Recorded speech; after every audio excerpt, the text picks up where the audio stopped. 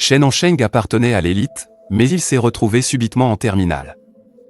Il veut désormais changer les choses et renforcer ses liens avec ses amis. L'histoire débute avec Shen Hansheng fixant l'horizon, sa main masquant partiellement son visage. Derrière lui, un ciel étoilé et une pleine lune éclairent la nuit. Dans un vaste édifice, un homme d'âge moyen, entouré de quelques femmes, vient à sa rencontre et le salue avec respect, l'appelant Monsieur Chin. L'homme, au regard éclatant, lève son verre pour un toast. Il décrit Shen comme un jeune talent.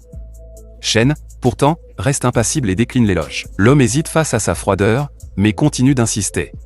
Lui proposant davantage à boire et tentant de gagner sa confiance, il le rassure en disant qu'il n'a rien à craindre. Cependant, Shen le regarde avec désapprobation tandis que l'autre boit pour le distraire. Il contemple son reflet dans le vin, et brièvement.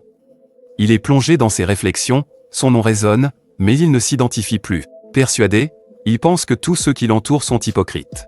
Et ne l'apprécient que pour sa richesse, même l'homme et les femmes sur le canapé voisin. Hypocrisie est manifeste.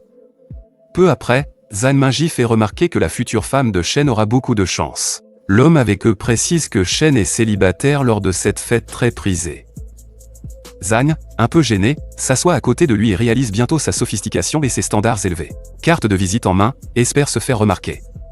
Résolu, Zhan s'avance et complimente Shen, évoquant l'équilibre entre famille et carrière.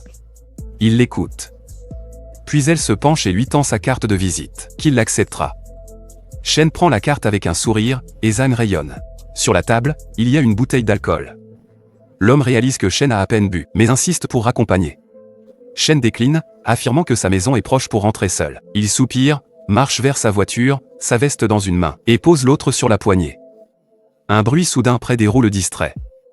Il se penche et découvre un chaton orange. En le serrant contre lui, Shen remarque que le chaton a eu la chance d'être vu, car sinon il aurait pu être écrasé. Puis il relâche le chaton, qui s'enfuit rapidement. Avant de s'évanouir dans la nuit, il jette un dernier regard à Shen. Les phares de la voiture éclairent vivement la nuit. Shen prend place à l'avant, ferme les yeux et se relaxe. Quand il ouvre les yeux, il aperçoit par la fenêtre le même chaton orange avec 2 chats adultes. À cet instant, il pense à sa famille et se rend compte qu'il ne leur a pas rendu visite depuis longtemps. Résolu, il allume la voiture, main sur le levier, prêt à rentrer. Ceinture bouclée, il plonge dans sa poche sale et en retire une pile de cartes de visite. La carte de Zhan, avec une trace de rouge à lèvres. Shen les observe, pensif. Puis, sans hésitation, il les jette.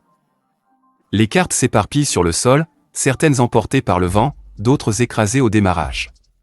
Shen avance sans regarder en arrière, sous les lumières de la ville. De nombreux gratte-ciel sont visibles en arrière-plan. Shen garde une main sur le volant, et l'autre sur son menton, il observe dehors en musique. Après un moment, il fixe la route, sa main agrippant fermement le volant. Il accélère avec assurance en suivant les paroles de la chanson. Environ 500 km. Soudain, un énorme camion s'approche de lui, ses phares l'éblouissant. Les yeux du protagoniste s'écarquillent de stupeur. L'horreur et la peur sont visibles en eux. Soudain, une fille l'appelle. Elle porte une longue robe et est avec un vélo. La fille dit que fumer est interdit ici. Shen ferme les yeux, sa main sur sa tête qui se met soudain à lui faire mal. Il entr'ouvre un œil, cherchant à saisir ce qui lui est arrivé. Et où il est.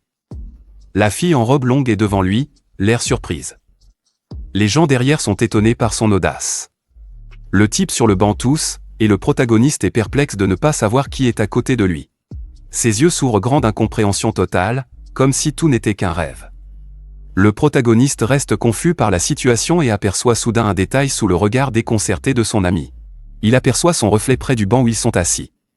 Ses yeux s'écarquillent davantage, et une goutte de sueur perle sur son front. Il se demande s'il vit un voyage temporel.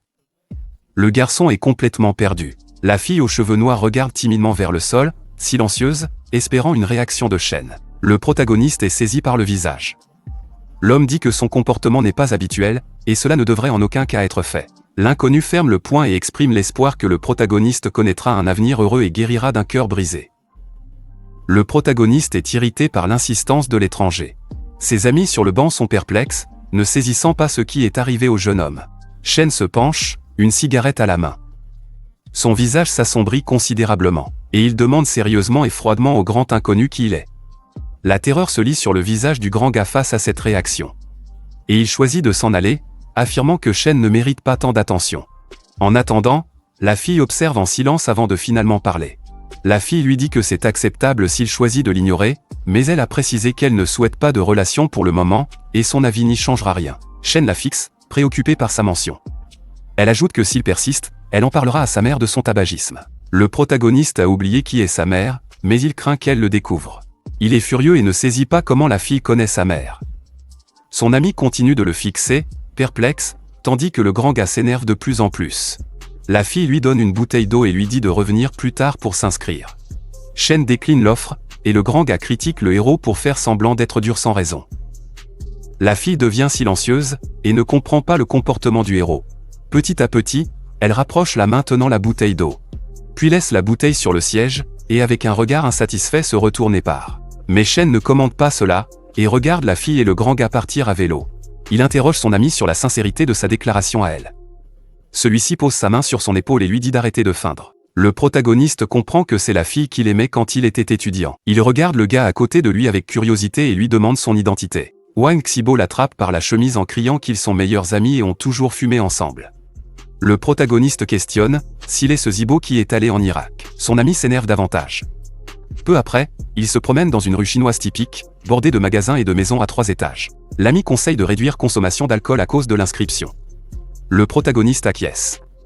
Ils atteignent la salle de classe. Le protagoniste est félicité pour l'obtention de son diplôme. Son professeur, souriant légèrement les yeux clos, lui donne son diplôme. Son ami est étonné par sa réussite au premier examen, et Shen ajoute qu'il a aussi passé le deuxième sans difficulté, avant de regarder son professeur souriant, Lao Shu.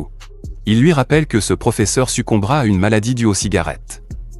Et qu'il ne pourra pas être présent à ses funérailles, car il sera à l'étranger. Wang exprime sa gratitude au professeur. Shen comprend qu'il est vraiment revenu dans le passé. Soudain, le jeune homme aperçoit des cigarettes rouges sur la table, près d'un stylo et de papier. Le protagoniste s'empare vite des cigarettes sous les regards étonnés du professeur et de son ami. Il demande à Liao Shu de fumer moins. Shen regarde le professeur avec un paquet de cigarettes à la main et lui rappelle qu'enseigner au lycée est déjà difficile, mais que fumer lui nuira encore plus. Le professeur fixe Shen, visiblement surpris, ne s'attendant pas à entendre de tels mots de lui. Mais le professeur rit légèrement et dit au personnage principal qu'il fumera moins à l'avenir. Le protagoniste annonce qu'il va sortir ses cigarettes pour vérifier, surprenant davantage son ami et le professeur. Ce grand gars est choqué que Shen ait été admis à la meilleure université. Une fille le défend en affirmant que Shen a toujours eu d'excellentes notes. Et leur querelle n'est qu'un malentendu que le gars refuse de comprendre, restant indigné. La fille prend la défense de Shen et tente de justifier la cigarette. Le garçon l'interrompt, qualifiant Shen de criminel et bagarreur. Shen et son ami surgissent derrière lui. Shen s'avance vers la fille qu'il aimait et lui demande où elle étudiera.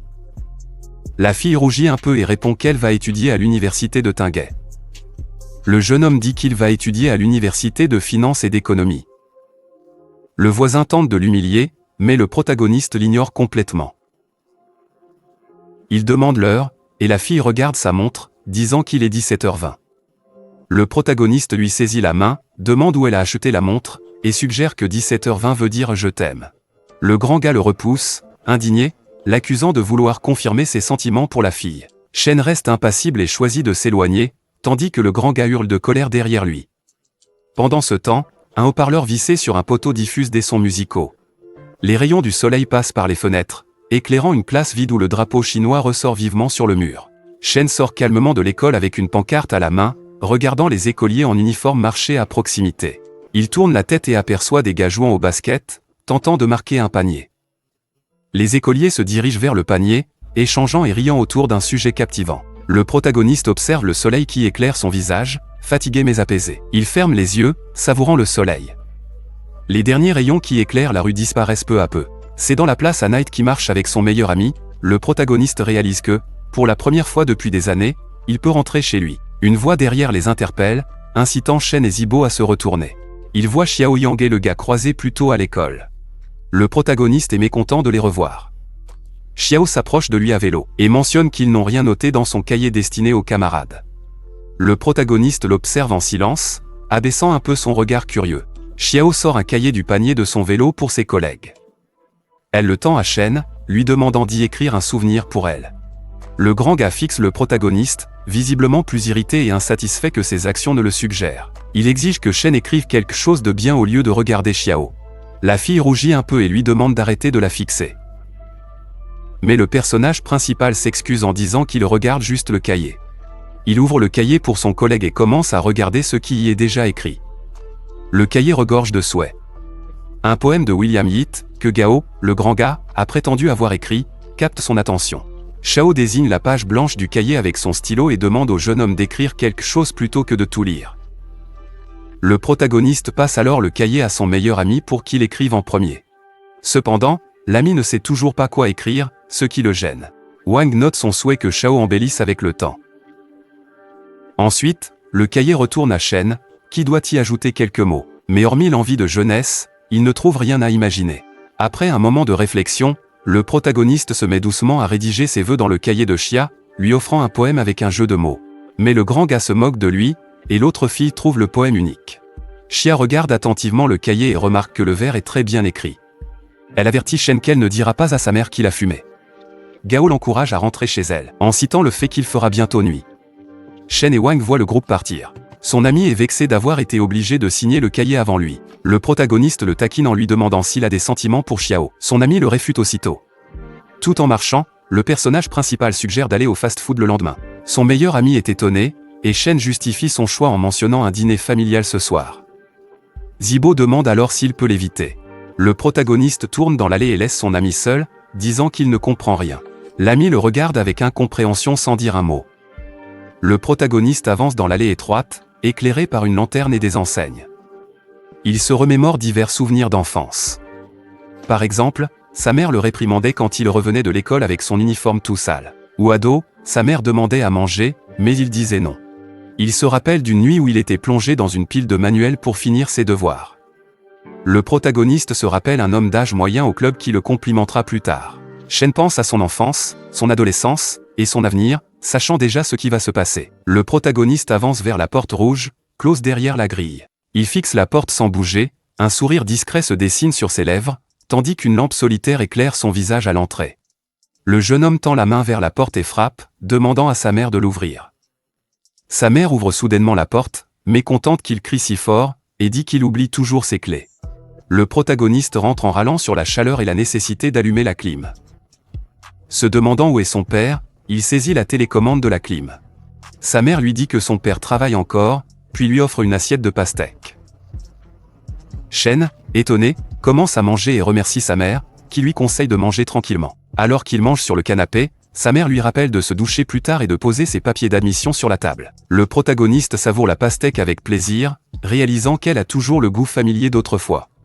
Dans un vaste édifice, les lumières brillent au cœur de la nuit sombre. La mère de Shen tient l'avis d'acceptation à l'université dans sa main. Elle affiche un sourire fier, ravie d'avoir enfin un étudiant dans la famille. Dans la salle de bain, le protagoniste écoute sa mère parler de son avenir.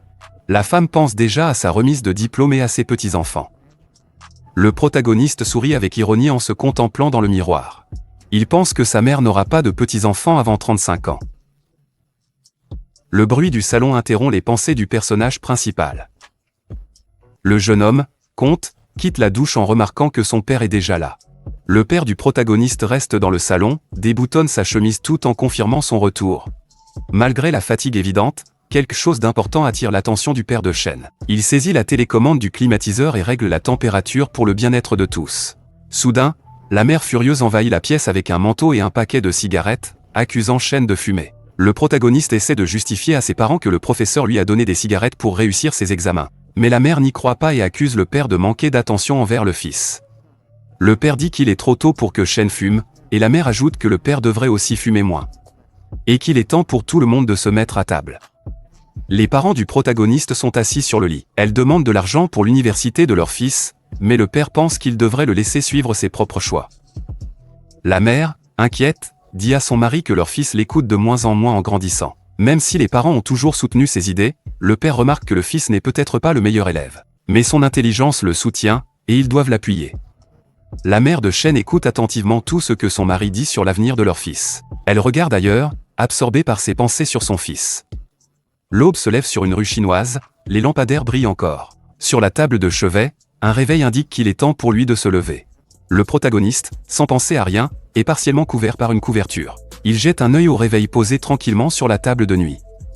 Il regarde ensuite autour de la pièce, en particulier les mangas sur l'étagère, et réalise qu'il veut vraiment rester ici. En même temps, l'eau jaillit du robinet de la salle de bain. La mère note que Shen s'est levé tôt aujourd'hui. Le protagoniste se brosse les dents tranquillement et observe sa mère épuisée. Il a faim. Sa mère lui suggère d'acheter son petit déjeuner, car elle retourne dormir. Shen ne dit rien mais pense que ce n'est clairement pas la bonne façon d'élever son fils. Peu après, le jeune homme se dirige vers un stand de street food au parc et demande le prix d'une crêpe aux œufs. Après avoir entendu le prix, il est étonné par son bas coût et décide de prendre 2 galettes pour lui. Shen cherche le paiement en code. Le vendeur, complètement perdu, ne comprend pas ce que Cody raconte. Le protagoniste est comme électrisé en réalisant qu'il est en 2002. Et qu'il ne peut pas payer avec son téléphone. Il réalise qu'il n'a pas d'argent sur lui, sa mère ne lui a rien laissé, et le vendeur demande s'il va l'acheter. Le personnage principal refuse et invente rapidement une excuse que les crêpes sont nocives, car sa grand-mère le disait. Il rentre déçu chez lui, se lamentant intérieurement de l'inconfort du système de paiement et de la vie d'autrefois. Shen est soudainement tiré de ses pensées par quelque chose devant lui. Xiao, essoufflée, passe en courant dans sa tenue de sport. Il l'interpelle, et elle se tourne aussitôt vers lui. Xiao a l'air surprise, ne s'attendant pas à le voir maintenant. La fille le regarde et demande ce qu'il fait là, si tôt, à 6h30 du matin. Soudain, une idée lui vient à l'esprit, mais elle n'a pas le temps de la développer. Le protagoniste la salue, mais elle l'interrompt rapidement et dit qu'elle sait pourquoi il est là. La fille pose ses mains sur ses hanches et insiste qu'elle ne veut pas de relation maintenant. Le personnage principal reste immobile, surpris par la décision de la fille. Xiao suppose que c'est précisément pour l'observer qu'il s'est levé si tôt. Elle fixe Shen, bras croisés, et lui demande s'il voulait attirer son attention en l'ignorant hier. Shen ne dit rien, se lève avec gêne et entend la fille dire qu'il est sympa, mais qu'elle ne cherche pas de relation. Ils ne pourront en parler qu'après la remise des diplômes, ce qui explique pourquoi ils ne sont pas ensemble maintenant. Xiao répète qu'elle veut rester concentrée. Elle se souvient de sa promesse de ne pas avoir de relation pendant ses études. Xiao lui demande de ne rien commenter, car tout est clair et Shen est d'accord. Il lui dit qu'elle a de l'esprit, puis propose de discuter autour d'un petit déjeuner. Xiao est gêné et note qu'elle devrait l'inviter, car il l'aide beaucoup dans ses études. Le protagoniste approuve et suggère une supérette près du commissariat. Qui a du lait de soja et des haricots frits, il dit que ce sera délicieux. Le restaurant a une couleur jaune vif, il y a plusieurs policiers ordinaires et des passants. Un ami croise Xiao, elle lui répond avec joie et politesse. Pendant ce temps, Shen déguste son plat favori. Oncle Zhang le gronde, affirmant que Shen ne réalise pas les dangers de trop manger. Le protagoniste le dévisage en mangeant un autre ravioli. Il assure qu'il restera en forme jusqu'à 30 ans. Xiao s'interroge sur sa certitude, et il répond qu'un voyant lui a prédit son avenir récemment, puis il reprend son repas. Shen a aussi mentionné qu'il deviendra riche et réussi, mais sans épouse, hélas, parce qu'il manque une ligne maritale. La fille s'énerve et dit que c'est ridicule, car les hommes changent vite d'avis et de sentiments. Shen dit qu'un voyant lui a montré comment lire les lignes de la main. Il dit que chaque motif sur la paume est unique et montre le destin de quelqu'un.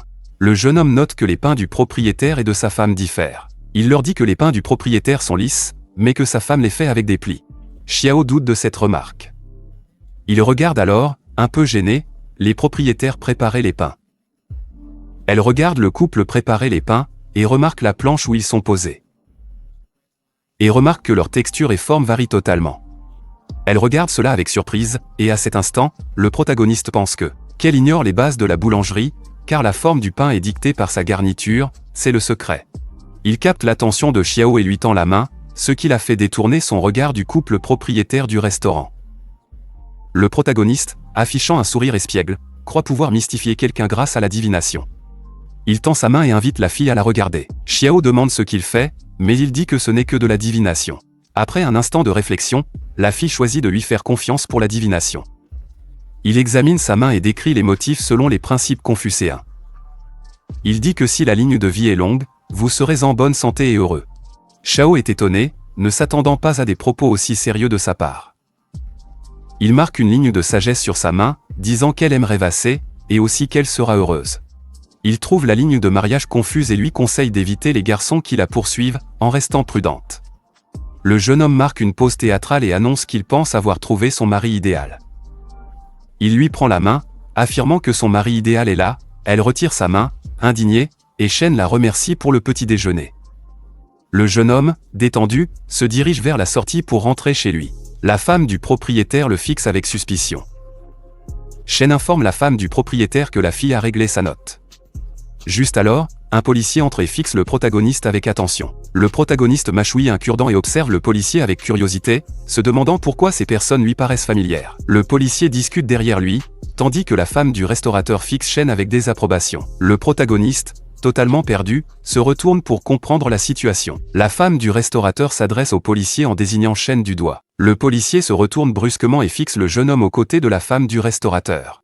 Le policier regarde le jeune homme avec colère et mécontentement. Shen, surpris, salue vite Xiao, prétextant un retour urgent chez lui pour travailler.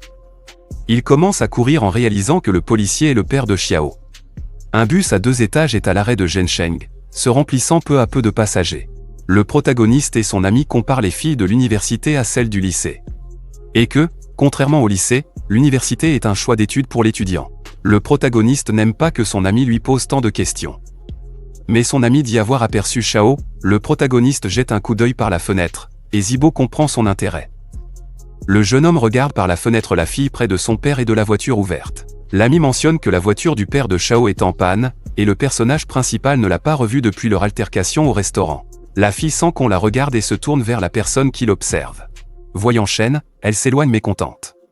Pendant ce temps, le chauffeur de bus demande au capitaine si tout va bien. Le policier répond que la voiture est en panne et qu'il voulait emmener sa fille à l'université. Le chauffeur propose de la déposer, car cela ne le dérange pas et c'est sur son chemin. L'attention du capitaine de police est captée par une voix demandant si sa voiture a un problème. C'est en fait ce grand type nommé Gao. Il propose de l'aider en la conduisant à l'université, promettant de la garder en sécurité. Il mentionne que le bus est bondé, donc la voiture serait un moyen plus simple pour arriver. Le protagoniste remarque et se dit que le capitaine va dire non. Le capitaine, épuisé par les échecs du jour, se méfie du riche Gao, qu'il soupçonne de mauvaises intentions. Le policier demande à sa fille si elle préfère prendre le bus ou avec Gao, en voiture. Il attend la réponse de sa fille. Gao est plein d'espoir et de joie, mais Xiao préfère prendre le bus. Et le protagoniste reste sans voix face à la situation. Shen propose alors à son ami de changer de chaise, mais Zibo décline. Il demande à son ami de se déplacer pour que Xiao s'asseye près de lui. Zibo demande au jeune homme pourquoi il ne bouge pas, et il dit qu'il est malade. La fille se met devant le bus et s'arrête dans l'allée entre les sièges de Shen. Il fixe la fenêtre tandis que son ami, les yeux clos, bouge malgré sa colère. Le protagoniste observe dehors, et le policier lui demande de veiller sur sa fille car leurs universités sont voisines. Shen dit qu'il prendra certainement soin de Xiao, choquant Gao, qui se tient à proximité. Le bus roule vite sur l'autoroute ensoleillée sans s'arrêter. Ziba n'était pas content de sa place car le rideau était cassé, et il restait encore 5 heures de trajet. Shen demande au maestro de conseiller son ami, car il ne supportera pas un long trajet sous le soleil. Puis il dit à Xiao qu'il fait très clair et mentionne qu'il s'est levé tôt, donc il va dormir maintenant. Il ferme les yeux, et la fille croit qu'il veut l'éviter. Elle s'éloigne, contrariée, quand soudain le jeune homme pose sa tête sur son épaule. En même temps, le père de Xiao sent que quelque chose cloche après que sa fille soit montée dans le bus. Le bus continue également de rouler rapidement sur l'autoroute sans ralentir. Après un moment, le bus approche du pont, et on aperçoit un bateau au loin dans l'eau. Les passagers s'exclament que c'est le pont du Yangtze, réveillant ainsi le protagoniste. Il regarde somnole par la fenêtre, et est distrait par la fille, qui regardait intensément. Shen observe la fille avec curiosité, réalisant qu'elle est encore plus jolie de près. Il maintient un visage impassible. La fille demande s'il a été surpris par la vue du pont. Shen détourne le regard comme s'il ignorait sa question, puis se retourne soudain vers elle. Elle détourne aussitôt le regard, les yeux écarquillés. Rouge de gêne, le protagoniste sourit légèrement en demandant si le pont l'a surprise. Encore sous le choc, la fille fixe le protagoniste, les joues visiblement rouges. Elle est vraiment gênée par la situation dans le bus. Le protagoniste lui mentionne qu'il connaît déjà cette ville, et qu'il a exploré la ville, pas juste traversé le pont. Il est compliqué de lui faire découvrir quelque chose de nouveau. La fille le fixe, perplexe. Bientôt, ils atteignent la gare routière et se préparent à descendre. À la gare, plusieurs bus déversent leurs passagers. Zibo râle à propos des valises lourdes, tandis que le héros rappelle qu'il avait conseillé de ne pas en emporter autant. Xiao est étrangement entouré de 3 grandes valises, et est surprise par le manque de choses que Shen a. Mais il dit que tout est à l'université et que sa mère lui enverra le reste. La fille est étonnée par Shen, réalisant que cela aurait pu être plus facile. Shen la qualifie de simple d'esprit. Il lui explique comment aller à son université et lui montre précisément le chemin. La fille demande comment il ira à l'université, et il répond que lui et son ami ont déjà décidé de se promener dans le parc. La fille se fige, et le protagoniste dit qu'ils se verront plus tard. Elle hurle le nom de Shen, surprenant ainsi le jeune homme et Zibo. Xiao, en colère, se rappelle que Shen avait promis de veiller sur elle. Elle fixe intensément leur dos, attendant une réaction, tandis que les gens à la gare suivent la scène avec attention. Le protagoniste, nerveux, lui demande calmement de ne pas élever la voix. Il lui tend lentement la main, mais Shao s'éloigne de lui avec irritation, dans une tentative de... Pour capter son attention, le protagoniste chuchote qu'il devrait vite partir avant que les gens ne les prennent pour un couple. La remarque agace davantage la fille, qui fixe la main de Shen avec colère tandis qu'il tente de calmer la situation. Le jeune homme propose de l'accompagner, remarque une larme sur la joue de la fille en colère, et elle affirme qu'il l'abandonne. Le protagoniste tente de l'apaiser, affirmant qu'il l'aidera avec ses bagages jusqu'à la gare et qu'il ne la laissera pas tomber. La fille lui mord brutalement la main, choquant profondément les passants. Certains se demandent même si Shen n'est pas un délinquant. Peu après, le trio s'installe maladroitement à un arrêt de bus, entouré de bagages. La main de Shen, partiellement dissimulée dans sa poche, porte une marque de morsure prononcée. La fille observe la main du protagoniste avec culpabilité, mais silencieuse. Le protagoniste fixe le sol avec honte, persuadé que sa réputation est détruite. Et tout le voit comme un vaurien. Shao ressent un malaise en comprenant que le protagoniste pourrait chercher une petite amie. Elle se sent très jalouse mais comprend qu'elle ne peut rien faire. Ses épaules tombent, elle appelle Shen pour capter son attention. Le protagoniste ferme les yeux, soupire en observant la fille. Il ouvre les yeux, et un léger sourire apparaît sur ses lèvres. Il lui demande alors si elle lui en veut. Elle le fixe, les yeux remplis de regret, de larmes et de gêne. Elle baisse les yeux, larmoyant, et hoche timidement la tête. Le protagoniste affirme qu'une balade dans le parc n'est pas un souci, mais la fille n'est pas d'accord et secoue la tête. Zebo l'invite à l'accompagner à l'université ou à le retrouver plus tard. Son ami s'éclipse, les laissant seuls. Shen est étonné, Shao garde le silence. Le personnage principal s'adresse à la fille qui pleure. Il lui dit de ne pas s'en faire et de le rejoindre. Shao sèche ses larmes et accepte de le suivre.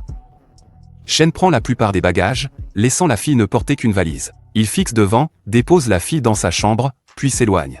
Le protagoniste enlève ses lunettes et dit que les problèmes sont terminés. Il glisse sa main vers sa poche, laissant entrevoir un coin de papier blanc.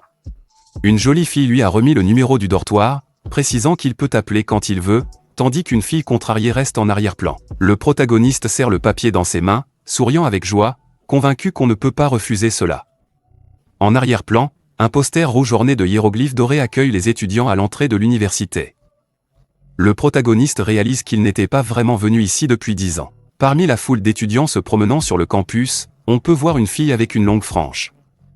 Elle est pressée et heurte soudainement le protagoniste, faisant tomber le morceau de papier qui lui avait été donné. Avec une irritation visible, le personnage principal regarde qui l'a heurté. La fille s'excuse aussitôt, et il remarque qu'elle est très mignonne. Le garçon lui sourit et lui assure qu'elle n'a pas à s'excuser. La fille le remercie puis s'éclipse rapidement, laissant le personnage principal stupéfait. Il récupère le papier tombé et tente de se rappeler la fille qu'il vient de croiser. Shen poursuit sa marche, réfléchissant à la vitesse de fuite de l'inconnu. À ce moment, un vieil homme et une fille joyeuse sont assis à la table. Quand le portier s'approche de cette table, on lui demande s'il est étudiant et le gars confirme. La fille à la table est en fait sa camarade de classe, Yublineo. Puis, la fille désigne le vieil homme et annonce qu'il s'agit du professeur Go. Le professeur lui dit de remplir les informations et d'aller au dortoir. Le protagoniste termine de remplir les papiers, et une foule d'étudiants peut être vue se rassembler derrière lui. La fille lui indique qu'il logera dans le bâtiment 3, chambre 602. Le personnage principal remercie, dit au revoir à la fille et au professeur, et regarde les étudiants de l'université. Il remarque qu'ils sont bien plus séduisants que ceux de son ancienne école. En observant les filles, il saisit ce qui fascine les autres gars et la raison de leur choix d'université. Il laisse échapper un grand soupir en tenant son sac. Désormais, il pense qu'il doit d'abord gagner de l'argent avant de chercher une copine. À ce moment, le panneau d'affichage déborde d'inscriptions et de papiers divers, où il est difficile de trouver une annonce spécifique, mais il finit par trouver ce qui lui convient et espère que cela. Au crépuscule, le ciel devient nuit, et les lumières s'allument dans le dortoir du personnage principal. Le jeune homme avance, fatigué, dans les couloirs du dortoir, réfléchissant à la foule présente. Shen sourit en se remémorant joyeusement le temps passé dans cette chambre. Il effleure la porte, l'entrouvre, laissant la lumière inonder le couloir.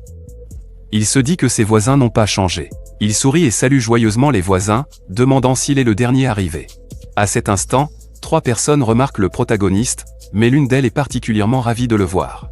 Le gars en chemise jaune lui serre la main et se présente comme Yang. Son attention se tourne vers les 2 voisins restants. Celui en blouse bleue se présente comme Kyang et l'autre comme Jin. Ensuite, 2 étudiants arrivent, l'un, portant des lunettes, dit s'appeler Lee, et l'autre, Jin. À ce moment-là, Jun est choqué que Jin est le dernier modèle de Motorola, et Jin le confirme fièrement. Le protagoniste est content qu'il soit resté identique et n'ait pas du tout changé. Yang offre des cigarettes au personnage principal, affirmant être l'aîné. Shen écoute avec attention et propose à chacun de se classer par âge. Quand le plus jeune reçoit des cigarettes, il est gêné. Cependant, Lee et Jin les déclinent. Le gars plus âgé est étonné par le refus, et le deuxième explique qu'il y a peu de choix de cigarettes au dortoir. Jin dit que ce sont des cigarettes très bon marché et de mauvaise qualité. Il propose des cigarettes plus légères et savoureuses. L'aîné, un peu gêné, explique que dans sa ville, il ne connaissait que ces cigarettes-là. Le protagoniste trouve les étudiants vraiment sympas de pouvoir discuter d'un sujet aussi banal. Le jeune homme pense aux 4 années de formation avec la cigarette. Il fixe la porte du dortoir avec dépit, songeant que durant ces 4 années, tout ici étonnera ses colocataires, qui se tourneront vers la source du bruit avec étonnement. Il demande ce que fait Shen et il répond qu'ils doivent garder la chambre propre. L'aîné propose de nommer le héros chef de chambre, et les autres approuvent son choix pour le nettoyage. Ses collègues discutent de la responsabilité qu'il devra assumer pour dormir, manger, et même résoudre les conflits. Le protagoniste assure qu'accepter le poste ne lui posera aucun souci. Ses colocataires le regardent, étonnés et admiratifs.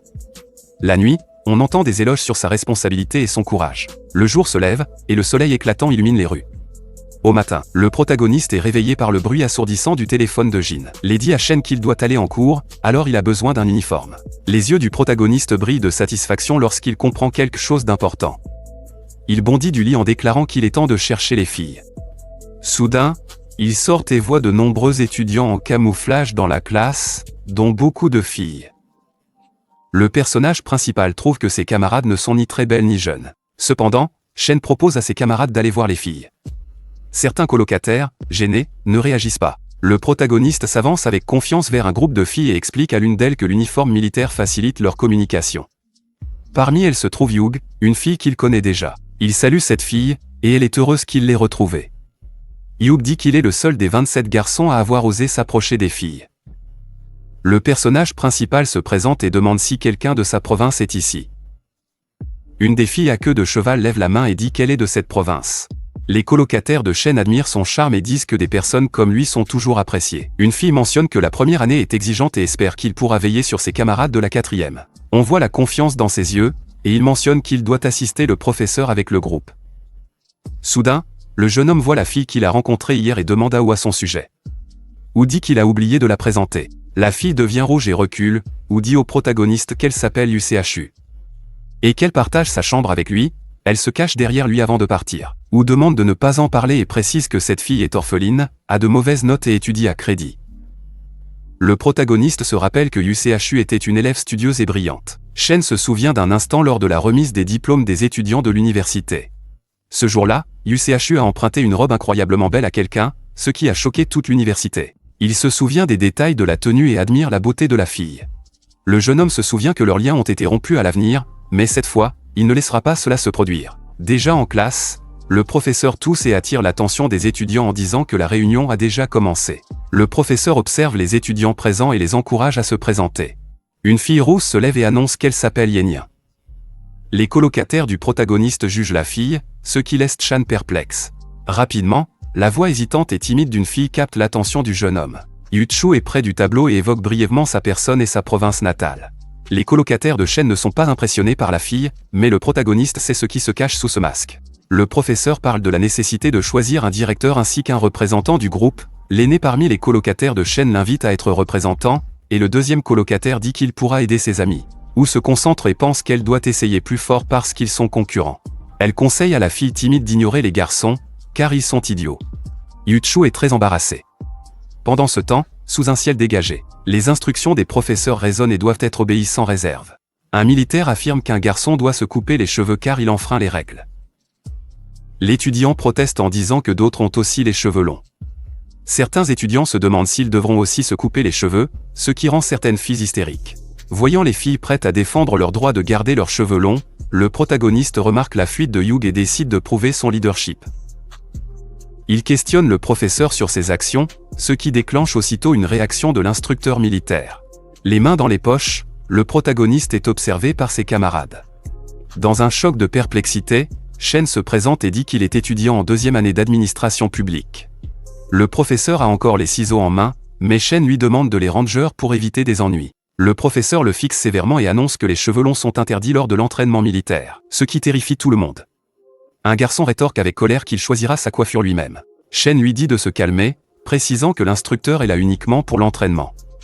Il demande à l'instructeur l'opinion de son supérieur s'il le voyait avec des ciseaux. L'instructeur ne répond pas, et Shen croit qu'il craint trop les autorités pour protester.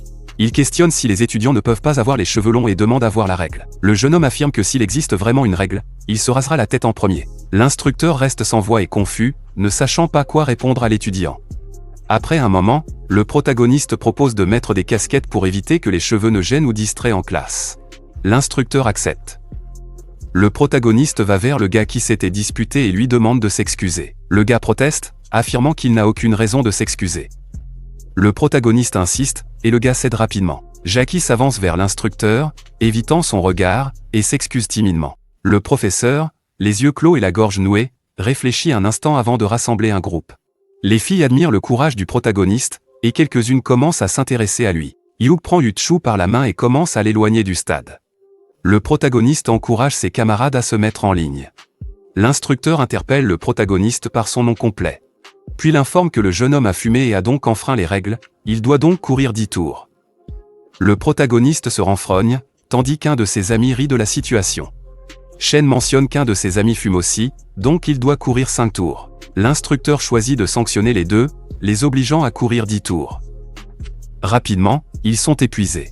Un ami de Shen le félicite d'avoir tenu tête à l'instructeur. Le protagoniste s'énerve et affirme que Jackie est responsable de ne pas avoir coupé ses cheveux. Jack a tenté de se faire pardonner en proposant son aide au personnage principal, y compris pour un dîner. À ce moment, Hugh offre de la glace aux amis, qui la remercient. Les filles savourent leur glace tout en parlant du souhait de Hugh de devenir la principale, expliquant ainsi ses tentatives de manipulation. Une fille pense que le protagoniste est le meilleur choix, mais une autre trouve qu'il sera compliqué de parler affaires avec lui.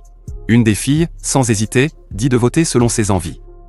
Le protagoniste réalise qu'il est compliqué pour elle de voter pour lui. Il observe l'instructeur et le professeur discuter à l'écart de leurs affaires. Le protagoniste choisit de suivre sa propre voie pour obtenir ce qu'il désire, en s'appuyant sur des personnes influentes et importantes. À ce moment, le professeur demande à l'instructeur de l'informer sans délai de tout souci, et suggère un dîner pour s'excuser. Le professeur soupire, visiblement surpris par la situation avec l'instructeur. La voix du personnage principal tend une cigarette, sort le professeur de réflexion.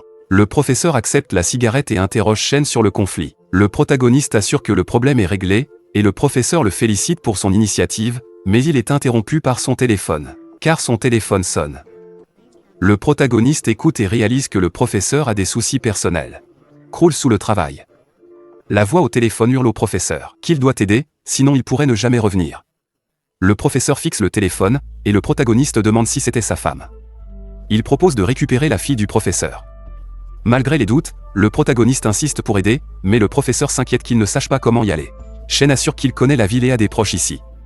Après avoir réfléchi un moment, le professeur demande si le héros sait où est le jardin d'enfants Gold. Shen indique tout de suite le chemin à suivre et décrit la région. L'homme demande s'il vivait à proximité, le personnage principal a fait des suppositions. Il demande alors au professeur d'appeler l'enseignante du jardin d'enfants et précise qu'il présentera sa carte d'étudiant pour prouver son identité. Le professeur passe le téléphone au protagoniste, précisant que la réunion finira avant 19 h. Shen saisit le téléphone et assure au professeur qu'il peut compter sur lui. Ensuite, le jeune homme observe les étudiants et voit Hugh discuter avec des filles. Il pense qu'il est parfois utile d'employer différentes méthodes pour réussir. Le jeune homme arrive près de la maternelle, où de nombreux parents récupèrent leurs enfants. Le protagoniste se présente et dit qu'il est venu chercher la fille du professeur. L'enseignante doute de Shen et demande de contacter le professeur pour vérification. Elle contacte le professeur pour vérifier si ses élèves doivent vraiment venir chercher sa fille. Go acquiesce, et le professeur informe le protagoniste qu'elle vérifiera son numéro d'identification. Elle s'éloigne tout en continuant d'écouter le professeur Go. Le professeur avertit que Shen doit donner le numéro. Il répond que ce n'est pas un problème, et récite tous les numéros.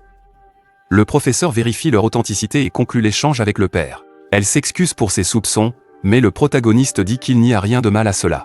Le professeur dit à la fille que l'étudiant est là pour la ramener à son père. Shen invite la fille à le suivre et se met à genoux pour être à sa hauteur. Ensuite, il invite l'enfant à saluer le professeur, et elle le fait. Après un moment, ils vont au KFC pour déjeuner et se détendre. Il encourage l'enfant à manger davantage et pose quelques questions. La fille mange joyeusement un hamburger et accepte volontiers de répondre à tout. Shen lui demande si elle a le numéro du professeur, mais elle répond qu'elle ne l'a pas. Le jeune homme demande à propos du code des photos, mais la fille n'en est pas sûre. Il y a un moment de gêne entre eux et Shen sourit timidement à l'enfant. Il est l'heure de rentrer, la fille a trop mangé. Mais la fillette lui demande de rester encore un moment. Le protagoniste informe le professeur que sa fille dort. La femme remercie Shen, tandis que le professeur berce sa fille endormie. Shen assure qu'un remerciement n'est pas nécessaire. La femme lui donne des fruits en remerciement et l'invite à dîner. Le professeur propose de ramener le jeune homme au bus. Shen sourit et le remercie pour les fruits et sa gentillesse. Près de l'entrée, de nombreux étudiants s'affairent et prennent place sur un banc. Shen est assis sur un banc et fume. Les fruits donnés sont dans un sac sur le banc. Le protagoniste voit Xiao venir vers lui et dit qu'il est temps de dormir. La fille remarque les fruits dans le sac sur le banc. Xiao apprécie les fruits et demande au protagoniste où il les a trouvés. Celui-ci répond qu'il les a pris dans un magasin proche. La fille écoute attentivement et est un peu surprise par la déclaration du protagoniste. Elle se redresse les cheveux et demande s'il l'a appelé juste pour lui donner les fruits. Le protagoniste lui dit que les fruits coûtent cher et lui conseille de ne pas trop dépenser. La fille essaie de parler, mais quelqu'un l'interrompt en l'appelant par son nom. Elle se retourne et aperçoit un gars à lunettes qui lui dit qu'il ne pensait pas la croiser ici. Tous le saluent. Xiao mentionne qu'elle a entendu qu'il bosse à l'Institut de géologie de l'Académie chinoise des sciences. Le type à lunettes reste silencieux, observant le protagoniste. Puis, il rompt le silence et demande qui est ce garçon. Le protagoniste dit qu'il a été en classe avec Xiao, puis offre des cigarettes au gars avec des lunettes, qui décline. Le gars se bouche le nez, manifestement gêné par l'odeur des cigarettes. Il montre le dossier de documents et dit qu'il doit s'en aller pour que le professeur puisse donner les sujets de demain. Xiao dit à Shen qu'il voulait recruter ce gars à l'Académie des sciences avant même qu'il ne soit diplômé, et qu'un jour il est venu les voir pour trouver un labo. La fille observe Shen, espérant une réaction, mais il continue de fumer. Après un moment, il fixe toujours Xiao et demande ce qui s'est passé. La fille baisse les yeux et dit qu'il lui a proposé d'être assistante de laboratoire. Shen est surpris et détourne le regard. La fille annonce qu'elle a refusé le poste. Shen reste impassible, ce qui provoque une terrible irritation chez la fille qui commence à s'indigner qu'il fume encore. La fille remarque qu'il ne fumait pas avant et lui suggère de réfléchir à l'avenir. Le jeune homme fixe la cigarette et mentionne qu'il a des plans avec une fille. Xiao devient rouge et demande si la fille est jolie. Le protagoniste dit qu'il n'a jamais rencontré une fille pareille. Elle demande ce qu'il fera si elle le rejette. Shen dit qu'il n'a pas l'intention de renoncer. Xiao veut savoir si l'avis des parents de la fille compte pour lui. Il répond qu'il ne se préoccupe que de l'avis de la fille. La fille devient rouge et ses yeux s'ouvrent de gêne. Elle part précipitamment, disant au protagoniste qu'elle doit réfléchir. Shen se gratte la tête, surpris par son brusque changement d'humeur. Il reste figé, se demandant pourquoi Xiao doit réfléchir en parlant de Yuchu. Le jour suivant en classe, le professeur accueille les étudiants et annonce qu'ils ont eu assez de temps pour se connaître et peuvent maintenant élire un chef de groupe. Il annonce que chacun est encouragé à se porter candidat. L'ami du protagoniste l'encourage à se porter candidat, ayant déjà envisagé son avenir. Yug est le premier à se lancer, et un autre ami du protagoniste le regarde, déçu, pensant avoir manqué sa chance. Yug se lève, et le professeur lui dit de saluer le candidat. Les étudiants applaudissent vivement la candidate, qui se présente en expliquant que beaucoup la connaissent pour son aide précieuse. Yug ajoute qu'elle est motivée et qu'elle soutiendra toujours ses camarades dans leurs études et autres projets. En plus de promettre un avenir meilleur pour le groupe, le professeur la félicite pour sa prestation, et des applaudissements retentissent dans toute l'audience, particulièrement enthousiaste. La fille regagne sa place, et le professeur la félicite, et souhaite que le candidat suivant ait le même esprit. Yuchu lève les yeux et aperçoit le protagoniste passer. Shen capte son regard et lui adresse un léger sourire. Il s'avance et sourit avec confiance alors que le professeur derrière lui le regarde avec intérêt. L'audience applaudit chaleureusement pour le protagoniste, tandis que ses colocataires l'encouragent et lui souhaitent bonne chance. Il débute son discours avec une blague, et le professeur note comment il apaise l'audience. Puis, le protagoniste assure qu'il parlera à chaque professeur avant l'examen. Ainsi, il soutiendra les étudiants et défendra leur bourse et aide. Il souligne la différence entre l'université et l'école, et insiste sur la nécessité de se discipliner. Yuchu prête une grande attention à son discours, surtout quand il dit que choisir de le suivre leur assurera un bon avenir. Le protagoniste dit que les étudiants peuvent voter pour lui s'ils lui font confiance. Le professeur remarque que le protagoniste possède plusieurs atouts, comme l'organisation et le leadership.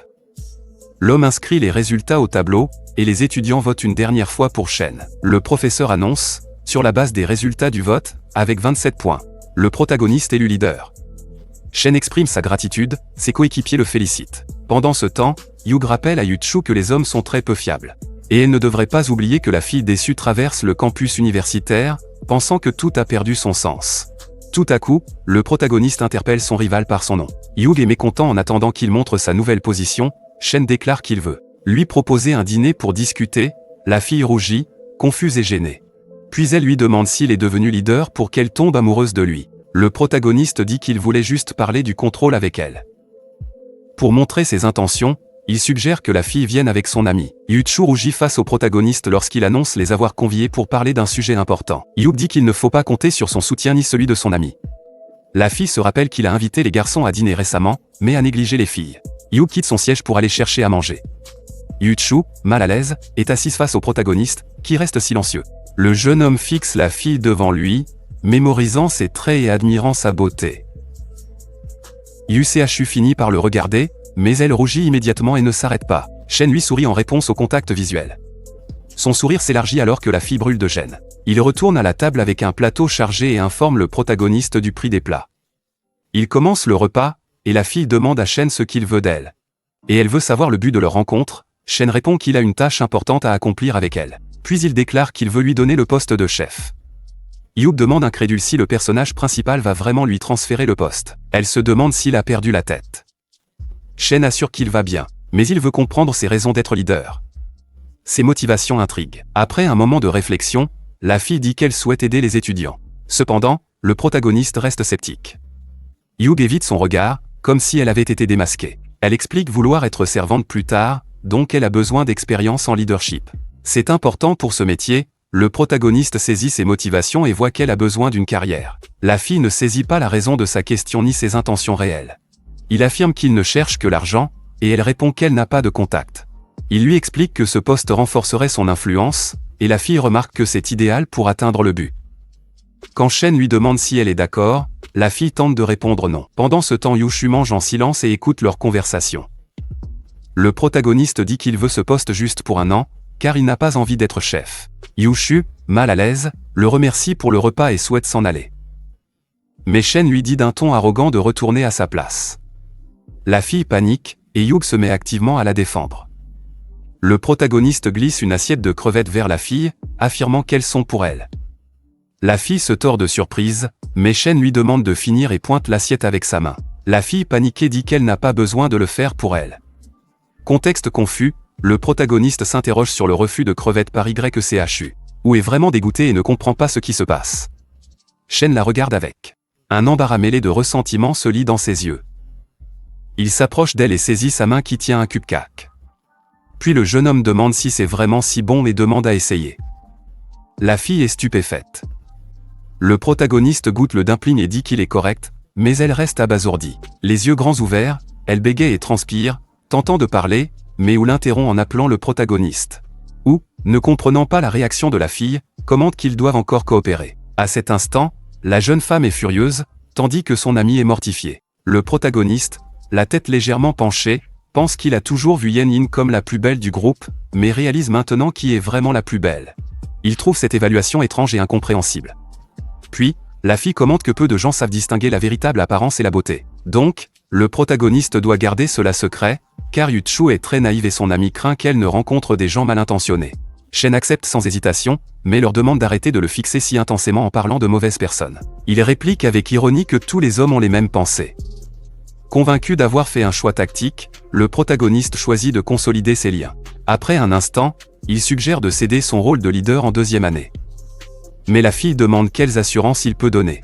Shen expose son projet, elle gagnera la confiance de tous dès la 1re année. Attirer l'attention et se forger une bonne image auprès des enseignants et des étudiants. En plus, elle pourra intégrer l'équipe de conseillers, ce qui l'aidera à réussir ses examens. Yu pense qu'il veut juste lui refiler ses corvées, mais Shen lui assure que tout ce qu'il possède sera à elle un jour. Intriguée, elle demande ce qu'il peut offrir de plus. Souriant avec assurance, Shen propose de partager les tâches, elle gérera les petites, lui les grandes. Encore sceptique, la fille demande ce qui arrivera si elle décline son offre insistante. Shen, pragmatique, lui dit qu'il redoublera d'efforts pour qu'elle perde toute chance de leadership, car les universités changent rarement de leader. Devant cette menace, la jeune femme est stupéfaite.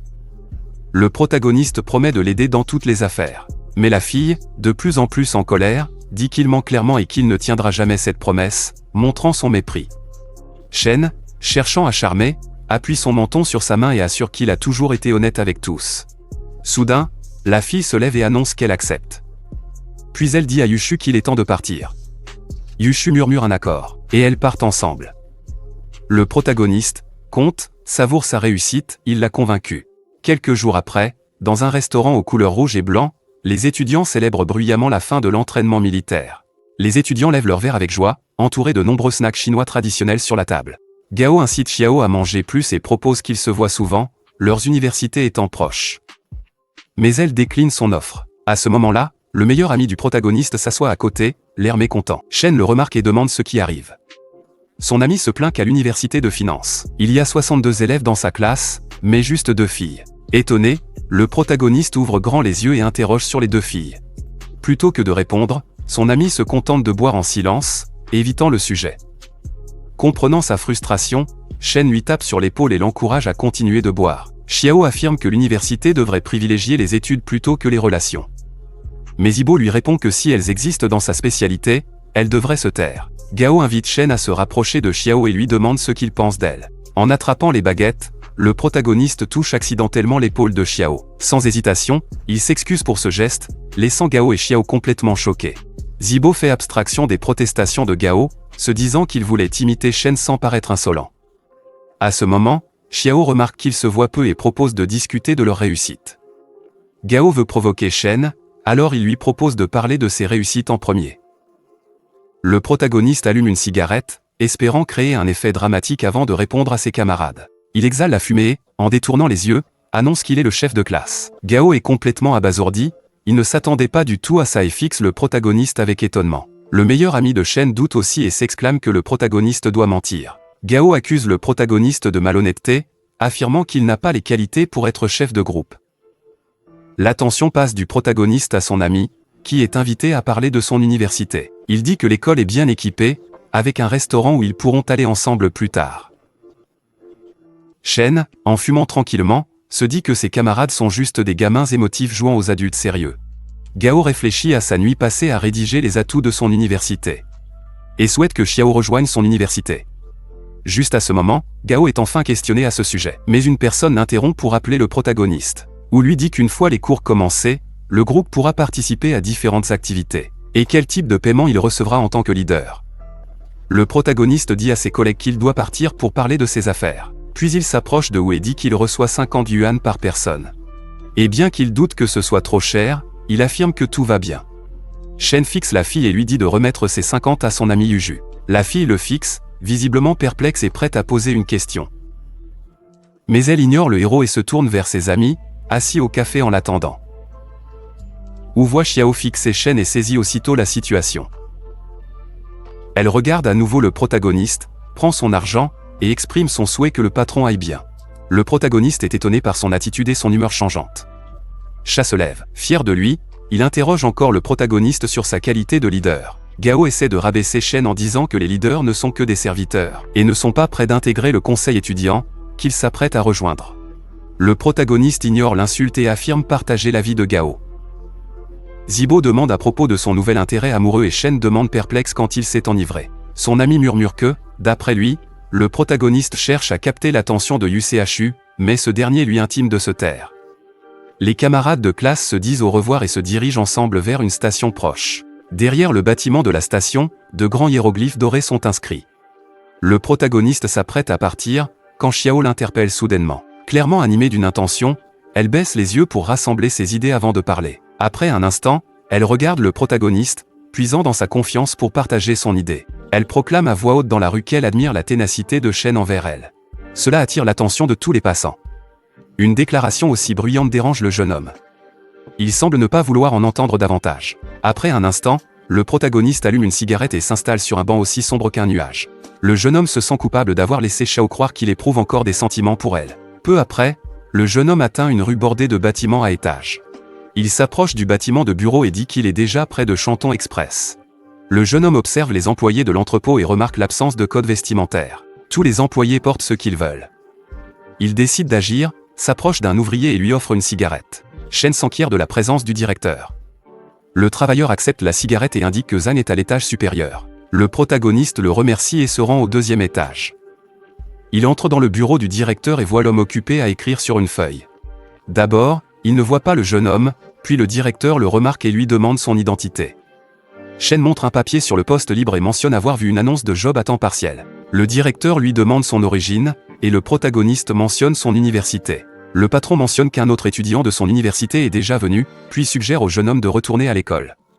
Le protagoniste entend cela, mais refuse de renoncer. Il demande au patron ce qu'il doit faire pour remplacer cet employé et obtenir son poste. Le directeur prend quelques secondes pour considérer la proposition du gars, puis lui demande s'il est vraiment prêt à avancer. Shen interprète la réaction de l'homme comme un mauvais signe et explique qu'il veut simplement un emploi pour gagner de l'argent, sans malice. Le directeur trouve le protagoniste un peu bizarre et lui fait remarquer que ses vêtements montrent qu'il mène une vie confortable. Pourquoi le protagoniste a-t-il besoin d'argent? Il affirme que le bureau est petit et qu'il est inutile de vérifier chaque employé. Le directeur dit que malgré la persévérance du protagoniste, il ne peut pas simplement remplacer un employé par un autre. Le directeur dit que l'entreprise va bien maintenant et livre beaucoup de colis. Shen dit que c'est pourquoi ils ne veulent pas changer d'agent. Le patron dit que s'il augmente le nombre de références quotidiennes à 100, alors le jeune homme obtient le poste. Le protagoniste pense que c'est une bonne offre et demande au directeur s'il a une carte de visite. Le patron tend sa carte au protagoniste, qui la saisit, ouvre les portes et s'en va. Le directeur retourne à ses documents et dit que ce garçon est intéressant. En même temps, des voix dans les rues incitent les habitants à rejoindre le club. Shen marche dans la rue et pense qu'à l'avenir, il devra travailler avec des gens riches, et avec divers commerces. À l'université, intégrer un club ou une association pour se faire connaître. À ce moment-là, le jeune homme attend dans une longue file au bureau des relations étudiantes. Un étudiant l'aperçoit et lui demande s'il est là pour adhérer à l'association étudiante. Il sourit timidement et dit que pour que son groupe ait un bon avenir, quelqu'un doit s'inscrire ici. En entendant cela, les filles échangent un regard, hésitantes. Main dans la main, elles décident d'explorer d'autres lieux, affirmant qu'en tant qu'amies, elles préfèrent éviter la concurrence. Le protagoniste propose de payer leur café le lendemain, puis ils se quittent amicalement. Dans la file, un gars remarque Shen et est clairement mécontent. Le protagoniste voit la réaction négative du gars et ne saisit pas pourquoi. L'homme s'éloigne, le fixant sévèrement. Shen est invité à entrer par la commission. Il pénètre dans le bureau en riant face à 3 personnes. Le protagoniste comprend que le type qui le dévisageait est l'un des juges présents. Il se regarde, et le gars fixe le jeune homme avec une hostilité évidente. Le protagoniste se présente courtoisement à la commission, mais est coupé en plein milieu. Le garçon hostile affirme qu'il est inutile de se présenter car ils ne prennent que des filles. Shen, frustré d'être ignoré, commence à s'énerver contre le comité. La fille murmure au garçon qu'elle ne se rappelle pas des règles du recrutement. Il lui promet de tout lui expliquer plus tard. Il dit ensuite à Shen que sa commission gère souvent des questions d'affaires et de parrainage. Il pense donc que les filles conviennent mieux et que Shen devrait s'en aller pour ne pas prendre la place d'une autre équipe. La fille à côté note qu'ils avaient déjà choisi un garçon jusqu'à récemment. Elle est donc confuse en disant qu'il n'accepte que des filles. Le protagoniste, agacé, interroge le garçon sur la nécessité de cette règle pour tous. L'homme est étonné par la réaction du jeune, et une dispute éclate entre eux. Le public est surpris et commence à suivre de près la confusion entre les deux. Le membre de la commission s'agace, affirmant que chaque année, les nouveaux étudiants sont de plus en plus compliqués à gérer. La fille à côté lui dit de se calmer, et le protagoniste répond qu'il est calme, mais veut parler au responsable. La commission est stupéfaite par ces mots. Le protagoniste s'avance vers le garçon et affirme que cette discrimination de genre est bizarre. Le garçon rétorque que les filles gèrent mieux les relations. Shen dit que le plus important est la bonne réalisation de la tâche, et non sexe du travailleur.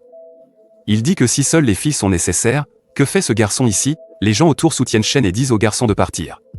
Soudain, un homme apparaît derrière eux et déclare qu'il est temps de mettre fin à cette mascarade. Le protagoniste se retourne pour voir qui c'est. Il ne le reconnaît pas et demande qui il est.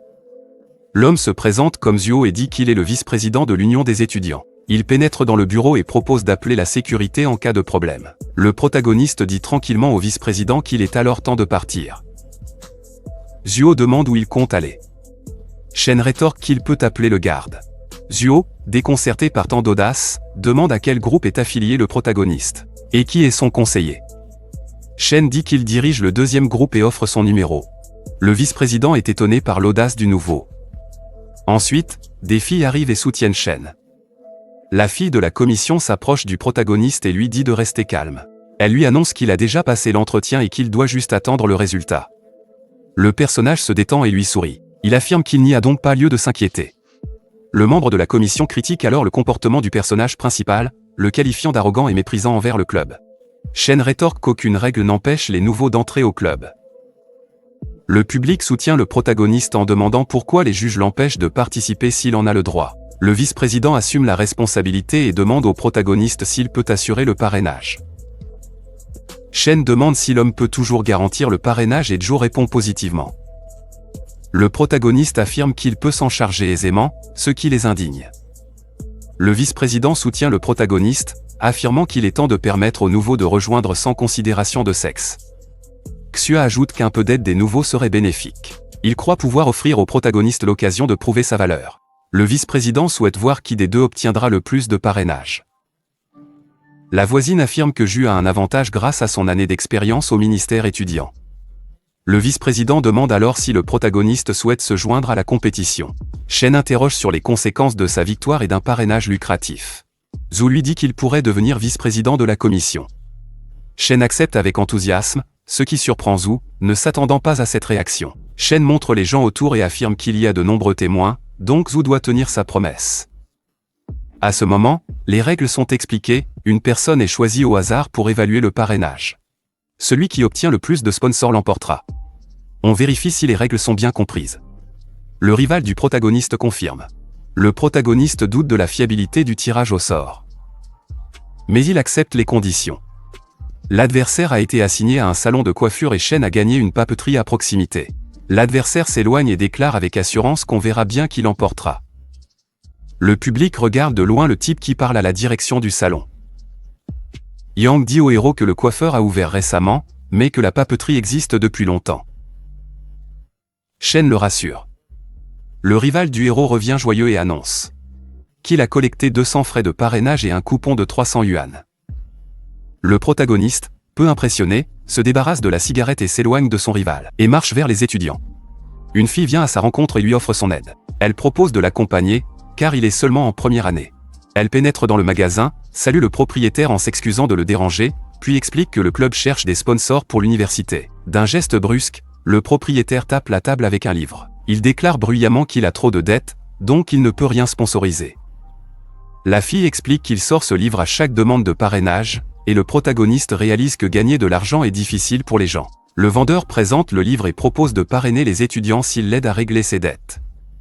La fille est fâchée, convaincue qu'ils n'obtiendront plus rien de lui. Les membres du club regardent Shen, confiant qu'il perdra la compétition. Tout à coup, Shen propose au propriétaire du magasin de l'aider à régler ses dettes. Le vendeur est étonné par cette proposition inattendue de l'étudiant. Le commerçant accepte ses conditions, et Shen dit qu'il découvrira tout avant la deuxième moitié de la journée. Le vendeur lui indique d'aller au magasin en face. Un homme d'âge moyen, au look intimidant, tient un grand couteau, et une pastèque dans l'autre. Les filles, effrayées par son allure, le confondent même avec un boucher plutôt qu'un vendeur de fruits. Les rivaux se réjouissent de la peur des filles, convaincus qu'elles éviteront le magasin et perdront la compétition. Cela se passe près d'un étal de fruits au marché. Shen est devant le magasin d'un vendeur de fruits menaçant. Le vendeur lève son énorme couperet pour couper le fruit. Cela semble menaçant, et d'un coup fort, il coupe la pastèque en deux parties égales. Le bruit fort déplaît aux amis de Shen, mais lui reste impassible. Ses amis tentent alors de le persuader que la dette n'est pas si grave. Ils pensent que le vendeur n'est pas très communicatif. Le protagoniste propose d'y aller seul s'ils ont peur, ce qui les surprend. Le rival du protagoniste demande au vice-président s'il doit gagner. L'homme ne répond pas. Puis le héros s'approche du propriétaire du magasin. L'homme le fixe tout en essuyant le couteau avec un chiffon, puis demande au personnage principal et à ses deux amis ce qu'ils veulent. Shen sourit gentiment et informe le propriétaire qu'il cherche de l'argent, pas des fruits. En entendant cela, le vendeur le dévisage avec mécontentement. Il tranche ensuite la pastèque d'un coup sec, produisant un bruit sourd lorsque le couteau heurte le bois. Le propriétaire les fixe et redemande quel argent ils évoquent. Le jus de pastèque sur son couteau ressemble à autre chose, accentuant sa menace. Ses amis sont encore plus terrifiés par cet homme, mais le personnage principal reste serein.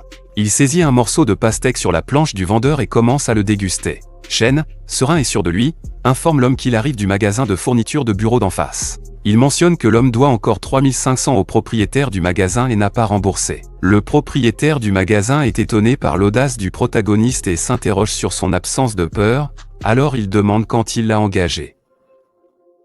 Shen lui dit de ne pas s'en faire et redemande l'argent. Le vendeur dit qu'il ne doit pas 3500. Shen répond qu'il a entendu cela. Ensuite, le vendeur se tourne vers les amis de Shen et demande qui ils sont. Le protagoniste sourit et dit que ce sont ses amis de classe. Et que s'ils ne paient pas, ils prendront les fruits qu'il leur doit. Furieux face à cette menace, le propriétaire crie à Shen, lui demandant comment il ose agir ainsi. Ensuite, le gars va à l'arrière-boutique et prend un papier qui prouve qu'il ne doit que 2500 au propriétaire de la papeterie. Le protagoniste accepte la somme indiquée, et le vendeur lui demande ensuite de rendre le reçu. Shen dit qu'il semble qu'il ait mal compris, et que le vendeur ne doit que 2500. Ensuite, le protestataire dit qu'il a maintenant une preuve matérielle de la dette, et demande au propriétaire du magasin de le payer. L'homme hurle, tandis que les autres étudiants soutiennent le protagoniste en exigeant qu'il paie sa dette. Le gars leur hurle dessus et demande ce qui arrivera s'il ne règle pas sa dette. Voyant une foule autour du magasin, un policier s'approche pour comprendre la raison de ce rassemblement. Le policier dit au propriétaire qu'il doit intervenir dans le commerce et disperser la foule. Le vendeur dit que tout sera résolu, mais il devient encore plus agacé par le personnage principal. Mais Shen reste là et sourit poliment. Le protagoniste et ses amis arrivent à la papeterie et remettent le montant nécessaire au propriétaire de la papeterie. Le propriétaire dit qu'il n'aurait jamais pensé que l'argent lui reviendrait et remercie Shen et ses amis. Il essaie de saisir l'argent, mais Shen l'interrompt. Le propriétaire demande quel est le problème, et le personnage principal répond que selon le contrat cet argent lui appartient. Ayant récupéré l'argent du débiteur, le propriétaire proteste que la somme est excessive, et propose seulement 500 yuan. Les étudiants insistent sur un accord différent, forçant le propriétaire à céder. Enfin, le protagoniste obtient l'argent du parrainage. Il observe joyeusement ses concurrents, et remet l'argent à la fille, disant qu'il a reçu 500 du propriétaire. Elle est étonnée, tandis que les rivaux se tiennent derrière, observant la scène avec des expressions contrariées. Le protagoniste, confiant, se tourne vers la fille et lui demande ce que c'était. La fille le fixe, mécontente, puis prend l'argent sans un mot. Partout, on entend des félicitations pour sa victoire. Peu après, les membres du club s'en vont, manifestement perturbés par les événements récents. Les étudiants leur rappellent qu'ils doivent libérer le poste de président, comme prévu. Shen pense qu'ils ne le feront pas, et dit à ses amis qu'ils vont boire. Les amis sont ravis, et les rivaux quittent le bâtiment. Les étudiants sont fâchés que les membres du club aient rompu leur promesse, ils pensent qu'ils ne céderont pas. Le protagoniste observe l'homme et se dit que le président doit préserver son autorité devant les autres étudiants. Il fait nuit, et le protagoniste est à l'intérieur avec les autres étudiants. Il joue aux cartes quand l'un d'eux s'exclame qu'il a 4 rois. Et qu'il a gagné. Yang frappe le protagoniste, qui se plaint d'avoir encore été agressé par Yang lors d'un jeu de cartes. Un étudiant annonce que Jackie et Zuo se sont affrontés. Yang et le personnage principal sont surpris. Yang dit que Zuo n'est pas ce genre de personne. Le protagoniste s'interroge sur l'emplacement des combattants du dortoir. Bientôt, une foule compacte les entoure et parle de la situation. Il croit que les deux hommes boivent. Yang et Chan se rapprochent. Le jeune homme déteste la situation et que les ennuis soient sans fin. Puis les étudiants entendent une voix à côté d'eux. Un des professeurs veut traverser la foule, et un des garçons qui s'est battu est couvert de griffures et de contusions. Jackie fixe le professeur, tandis que Siwa observe le mur avec dédain. Ils ignorent les autres élèves. Tout à coup, le protagoniste fait irruption. Il se dirige vers le professeur Gao et mentionne qu'il allait le voir. Le professeur interroge le protagoniste sur sa connaissance des événements. Le protagoniste observe les combattants et réfléchit au motif de la bagarre. Il pense que Zuo va trouver un moyen de le mêler à cette bagarre. Comme c'est une bagarre entre deux membres du club, le protagoniste peut être le coupable, ce qui peut mener à son expulsion. Shen est perdu et pense que cette situation pourrait sérieusement entacher sa réputation. Il pense que cette bagarre et sa solution sont une tâche complexe et difficile. Le professeur demande au protagoniste de parler et de révéler ce qu'il sait sur l'incident. Jackie commence hésitamment à essayer de se jeter la faute. Mais le protagoniste l'interrompt, affirmant à tort qu'il connaît déjà les faits. Jackie est étonné. Le professeur insiste que le chef ne doit pas se mêler de bagarre et lui demande de rédiger une note explicative. Shen promet de le faire dans la soirée du même jour. Le professeur dit qu'après l'explication, il doit s'excuser auprès de Zhu et qu'il sera bientôt puni pour ce qui s'est passé. Le jeune homme s'excuse auprès de Zhu lorsque l'homme fronce les sourcils à Shen. Il continue de s'excuser en même temps que le médecin propose d'examiner les étudiants blessés. Le médecin s'approche de Zhuo et commence à l'examiner en touchant ses blessures et en demandant où ça fait mal. Les professeurs se regardent. Le médecin annonce que tout est en ordre et qu'aucun médicament ou traitement n'est nécessaire. Il commence à disperser les étudiants curieux et leur disent d'aller dormir dans leur chambre. Le protagoniste demande à Jackie de quitter la scène et de rentrer dans sa chambre. Jackie, contrarié, accepte et se retourne. À ce moment, il ne reste que 2 personnes dans la pièce, dont Zhuo, le protagoniste. La tension est palpable. Zhuo prend l'initiative de parler. Il dit à Shen d'arrêter de prétendre être gentil. Shen reste silencieux au début, puis se tourne vers lui et explique qu'il l'a fait uniquement parce qu'il est étudiant ici. Sinon, il ne l'aiderait pas, même si sa vie dépendait. Zhuo est étonné par ce qu'il entend. Shen se retourne alors et quitte la pièce, les mains dans les poches. Les étudiants dans le couloir le regardent curieusement. Jackie en le voyant commence à s'excuser. Le gars ne voulait pas cette situation entre eux. Le protagoniste lui assène un coup fort à la jambe et Jackie tombe au sol. Les amis demandent si Jackie va bien, et il dit qu'il méritait le coup. Les étudiants hésitants rassurent le garçon et disent que le leader lui pardonnera. Jackie reste silencieux, visiblement bouleversé par les événements. Pendant ce temps, les enseignants discutent dehors. Un enseignant surpris que Shen assume un acte non commis. L'autre acquiesce, affirmant que le leader est vraiment serviable. Gao mentionne le conseil étudiant. Il trouve le leader trop indiscipliné. Le prof affirme que Zhuo est futé et a choisi de risquer cette fois pour prouver que nul autre ne mérite sa place. Gao, fumant dans la rue, approuve les propos du professeur, mais s'interroge sur le sort de son étudiant. Dit qu'il préfère ne pas le contrarier. Il garde le silence. Les étudiants se réunissent pour parler de l'incident du jour. Le protagoniste est assis, dos tourné aux autres, et reste silencieux. Jackie lui présente ses excuses, expliquant que l'alcool l'a fait perdre son calme. D'autres étudiants le défendent, affirmant qu'il a admis son erreur. Le protagoniste offre une cigarette, ce qui réjouit Jackie. Il saisit la cigarette du protagoniste et entame la conversation. Mais Shen l'interrompt en affirmant que l'incident avait son utilité. Les étudiants sont étonnés. Il fume et annonce qu'après aujourd'hui, le gars perdra son poste de vice-ministre. Le lendemain, un événement se déroule dans un club universitaire. Les membres se sont rassemblés au bureau et ont proposé à Shen de devenir vice-président des relations publiques du club. Shen accepte avec enthousiasme. Il promet de ne pas les décevoir et d'être à la hauteur de leurs attentes. Ils annoncent qu'un poste s'est libéré suite à la démission de Zhuo et qu'ils ont choisi d'accepter le protagoniste. On lui annonce qu'il commencera après les vacances. Shen les remercie. Zhuo, contrarié par la situation, reste silencieux et s'apprête à sortir du bureau. Il se tourne vers les autres membres et dit que Shen est plus complexe qu'il n'y paraît. Il dit aussi qu'ils vont regretter d'avoir choisi Shen pour le poste. Le protagoniste demande au gars s'il a autre chose à dire sur lui. L'homme répond qu'il n'a rien à ajouter et avertit qu'ils se reverront. Le protagoniste s'apprête à quitter le bureau du club. Après un moment, le gars du club pense que c'est une forme de gratitude. La fille explique qu'on lui a demandé de soutenir la candidature du protagoniste et qu'elle doit être à la hauteur. Des événements ont lieu le 1er octobre, lors d'une fête nationale. Une foule d'étudiants est dans la rue, et le protagoniste mentionne que le père de la fille n'aurait pas dû le croiser. Shao réplique qu'il devra alors prendre le bus. Le chauffeur annonce qu'il est temps de partir. La voiture du père de Shao a cette place. Gao insiste pour que Shen soit mature, ce qui agace Shen. Le chauffeur leur demande de monter et de mettre leur bagage à l'arrière. Shao prend le siège passager, laissant un siège libre à côté. Gao est ravi de s'y installer. Il ouvre la porte et s'apprête à monter, mais le protagoniste lui demande de le laisser passer pour s'installer à l'arrière. Gao s'écarte, pensant que tout va bien. Puis il observe le héros, et voit qu'il ne s'est pas assis à l'arrière mais à côté de la fille. Gao demande au jeune homme s'il ne préférait pas l'arrière, mais Shen dit qu'il a changé d'avis. Puis, on le conduit et lui dit de monter. Il est agacé par l'erreur du protagoniste, mais s'assoit à l'intérieur. La voiture s'apprête à partir, et Gao critique le comportement du protagoniste, affirmant qu'il ne le prendra jamais au sérieux. Le chauffeur demande alors aux étudiants de boucler leur ceinture. À l'arrière, Gao tente de discuter avec la fille et lui demande dans quel club elle est inscrite. Shao avoue qu'elle hésite encore, car elle a trop de choix. Gao se vante d'avoir intégré le club de publicité, disant qu'il est désormais tranquille.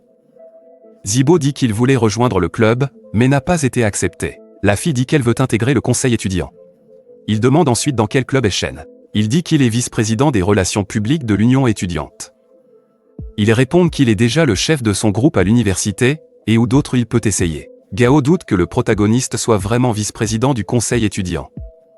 Le chauffeur écoute et est convaincu que le personnage principal a vraiment obtenu le poste.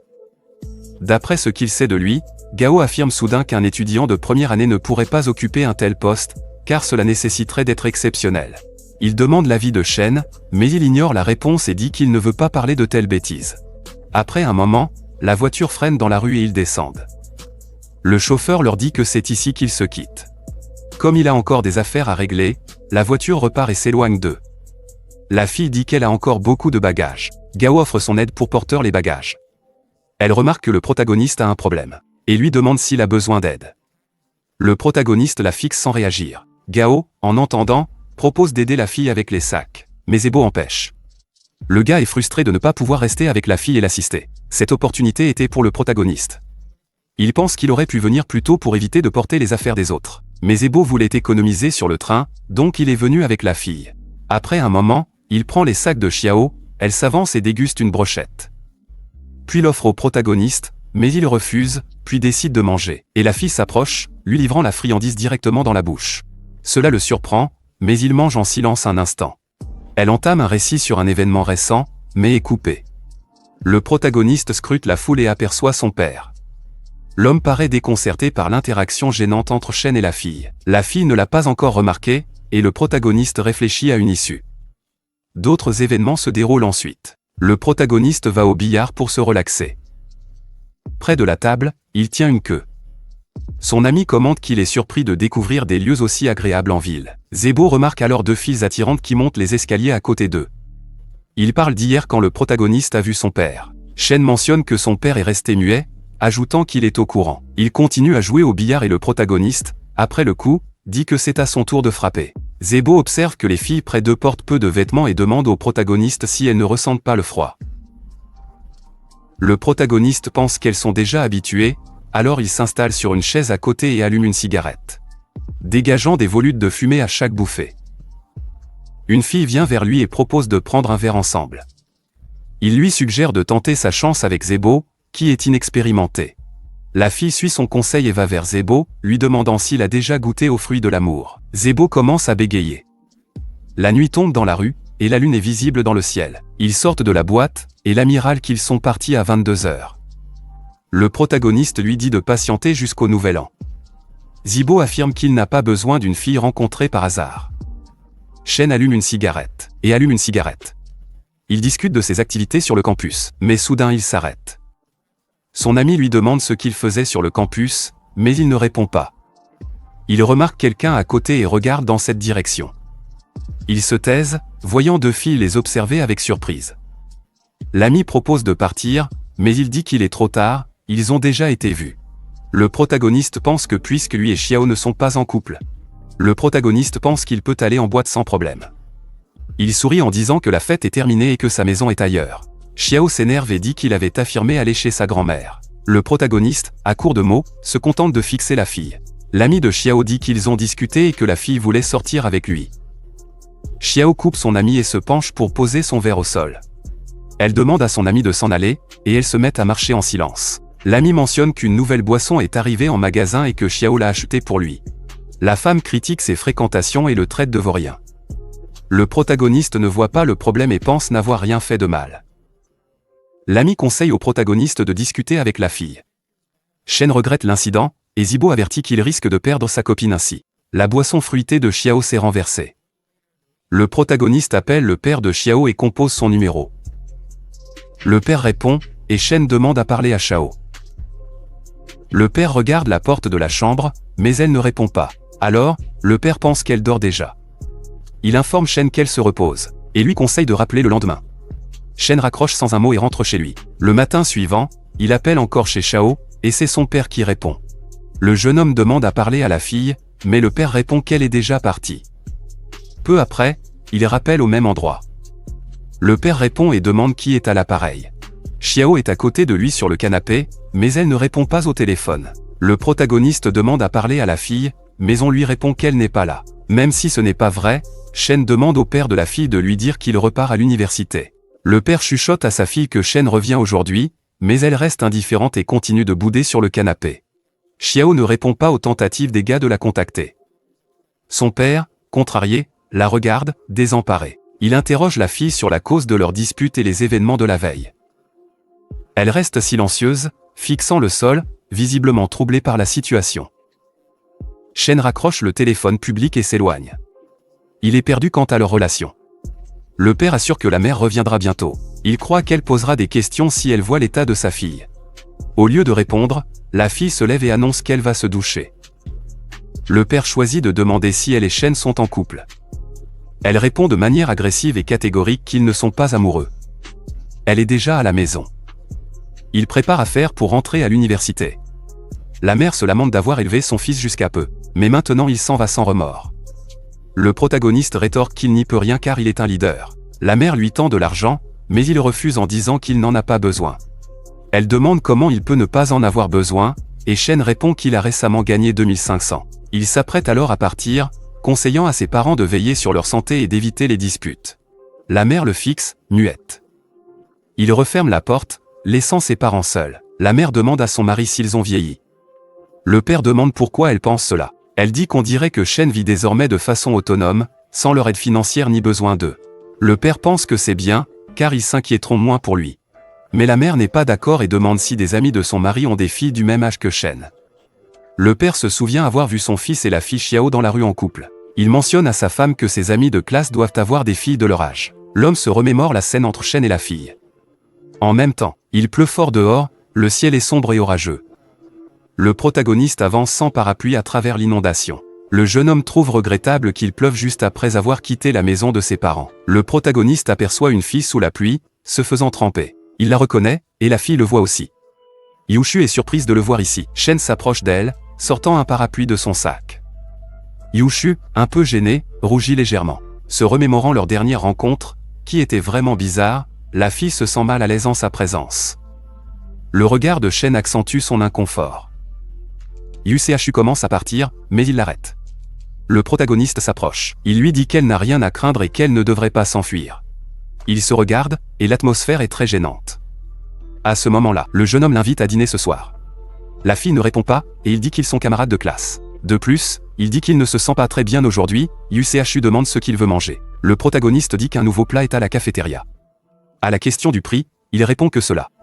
Puis, ils choisissent de se rendre à l'auberge à pied, et la fille presse le garçon d'accélérer.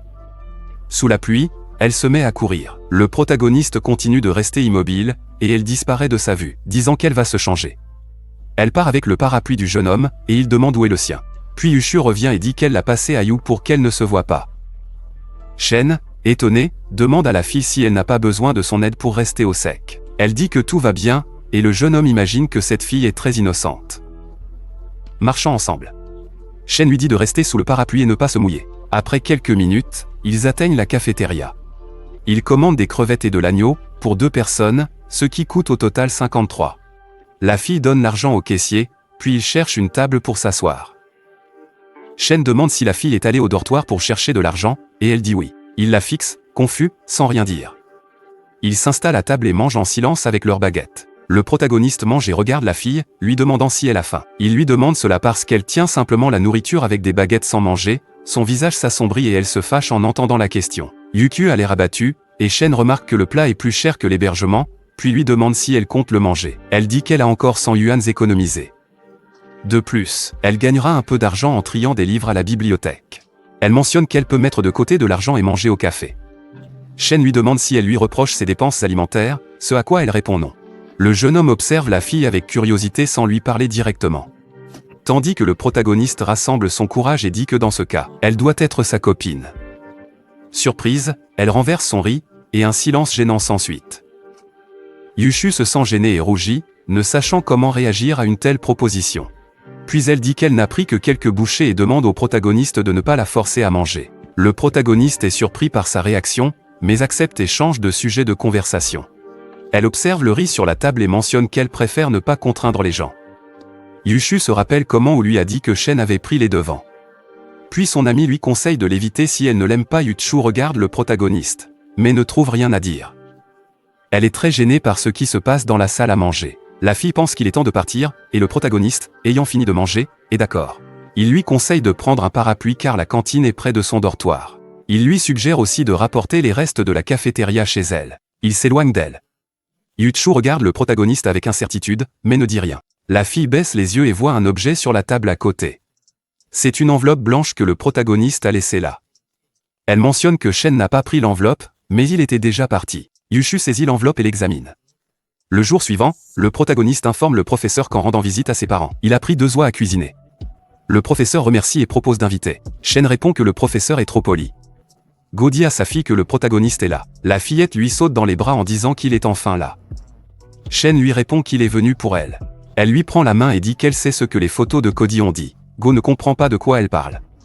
Le protagoniste pense qu'il doit donner quelque chose à la fille la prochaine fois. Il lui suggère de partager sa découverte avec tout le monde.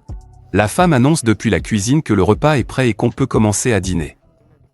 Le protagoniste se tourne vers le professeur et annonce qu'il va d'abord à la cuisine. Go informe le protagoniste qu'une fille nommée Yushu est dans sa chambre. Puis il demande si le gars la connaît.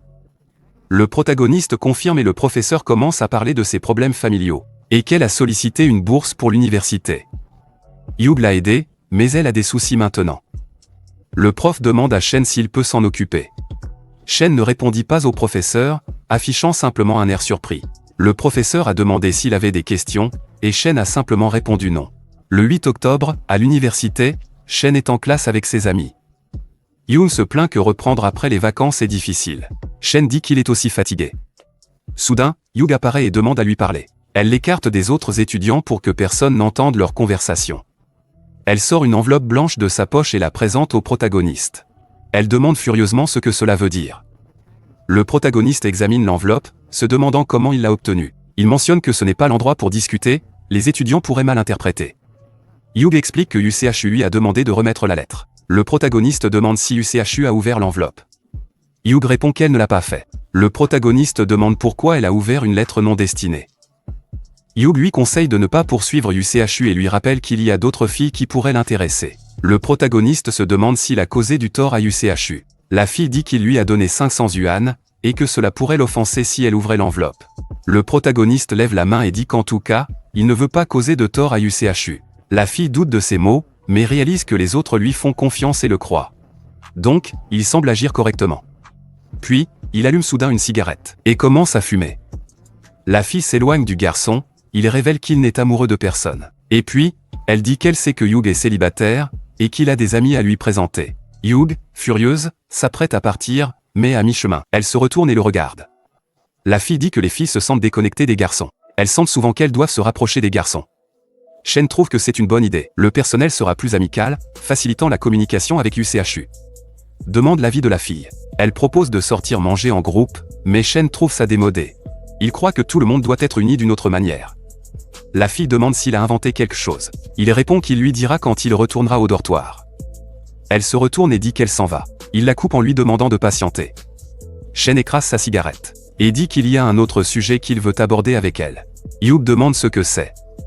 Puis le jeune homme dit qu'elle a demandé un soutien financier pour UCHU, mais n'a pas parlé des problèmes d'approbation de la fille.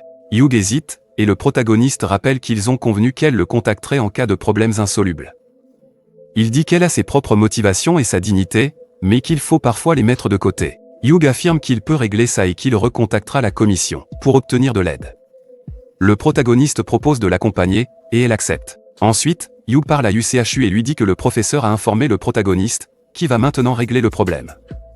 UCHU est embarrassé et reste sans voix. Soudain, la fille voit un homme à la porte, c'est le protagoniste. Il la fixe, ce qui l'embarrasse davantage. Elle cache son visage en posant sa tête sur la table. Ils entrent dans la salle du professeur. Yug le salue tandis que UCHU se cache derrière. Le personnage observe le professeur et réalise que c'est Yue Ping. L'homme dit aux filles qu'elles sont venues en vain car elles doivent encore attendre l'approbation de la demande. Il mentionne que les informations fournies sont insuffisantes et s'interroge sur la durée du processus. Ping répond qu'il ne sait pas, et qu'ils vous informeront quand ce sera prêt. La fille, furieuse, explique qu'elle a envoyé les documents avant les vacances et demande pourquoi rien n'est prêt. Il dit qu'ils ont des règles financières, et qu'ils devraient comprendre cela. Les trois se lèvent et regardent le professeur. Ping se tait et ne les regarde pas. La fille pense que seule Shen peut résoudre le problème. Elle explique au professeur qu'il doit saisir la situation, et que Yuchu économise toujours sur la nourriture. Yug dit que Yuchu travaille toujours tard à la bibliothèque, et qu'elle prendra un deuxième emploi à la cafétéria pour payer la nourriture. Elle s'énerve contre lui et dit qu'il devrait considérer ces aspects pour les étudiants. Le professeur l'ignore et ne réagit pas aux propos de la fille en colère. Yug réalise qu'il n'a aucune réaction à ces mots, alors elle se met encore plus en colère et peut à peine se contenir. La fille, à bout, tape violemment sur la table en questionnant le professeur sur sa compétence. Celui-ci ouvre un tiroir et en sort un petit objet. Il donne le sceau officiel et dit que désormais, les étudiants eux-mêmes ont toute la responsabilité de cette situation. Le protagoniste tire la fille, et elle lui dit de ne pas l'empêcher d'aider Yushu. Le protagoniste dit au professeur qu'il faut que tout le monde se détende un peu, et reprenne ses esprits. Ignorant ses protestations, il entraîne la fille en colère hors de la pièce jusqu'à la rue devant le bâtiment. Le jeune homme demande si elle s'est calmée. Elle se plaint que Yushu a rempli toutes les conditions et n'a jamais reçu d'aide. Yushu elle-même dit qu'ils n'ont plus besoin d'y aller. Elle assure que tout va bien, et qu'elle peut se passer de l'aide financière des autres. Shen s'assoit sur les marches et soupire fort. Demande à Yub les papiers de UCHU. La fille doute de sa capacité à gérer la situation. Le protagoniste dit qu'il n'est pas sûr du succès de l'idée, mais qu'il vaut la peine de tenter le coup. Yub estime que ça ne mènera à rien, car le professeur refuse de comprendre la situation. Shen pense que le problème est ailleurs. Il se lève alors et retourne vers le bâtiment. Le protagoniste revient voir le professeur Ping, se présente et s'excuse pour la fille, expliquant qu'elle n'a pas saisi la situation. Ping acquiesce mais ne dit rien. Shen aperçoit quelque chose dans le bureau qui capte son attention. Le jeune homme se dirige vers le placard et commence à ranger et nettoyer. La secrétaire regarde sans rien dire. Shen range les livres et les place soigneusement sur l'étagère. Ensuite, il saisit un balai et commence à balayer la poussière et les débris du sol. La secrétaire essaie de l'interrompre, mais il lui adresse un sourire courtois. Ensuite, il passe la serpillière sur le sol. Ping reste calme et prépare du café pour la secrétaire tout en complétant les documents à son bureau. Pendant que Shen s'occupe, la matinée passe et midi arrive. Le secrétaire se lève et annonce qu'il va déjeuner pendant la pause. Le protagoniste hoche la tête et sort avec lui dans le couloir. Peu après, le protagoniste revient au bureau du secrétaire. Il le salue et Ping demande s'il ne devrait pas aller en cours. Le protagoniste répond qu'il n'a pas cours cet après-midi. Le secrétaire dit qu'il a bien nettoyé et peut retourner à la chambre du dortoir. Mais Shen répond qu'il vient de laver le sol et n'a pas encore nettoyé son placard. Le secrétaire pense intérieurement que peu importe le temps que le jeune homme passe à essayer d'aider Yuchu. La nuit approche, et il est déjà 17h30. Le protagoniste et le secrétaire sont toujours dans le bureau. Le secrétaire dit au personnage qu'il a déjà nettoyé le sol, dans le placard, donc inutile de revenir demain. Shen dit qu'il n'a pas terminé, ayant seulement nettoyé l'extérieur du placard, pas l'intérieur. Le matin suivant, le protagoniste poursuit le nettoyage du bureau du secrétaire sans échanger de mots. Le 3e jour, la scène se reproduit sans échange de mots. Le 4e jour, Shen poursuit son nettoyage. Enfin, le secrétaire se retourne vers lui pour lui demander son nom, alors que Shen nettoie le placard, et se présente en disant qu'il est le chef de son groupe. Le gars l'invite à fumer, et il accepte. Le gars allume sa cigarette, et ils fument ensemble, côte à côte, ne relâchant que des nuages de fumée.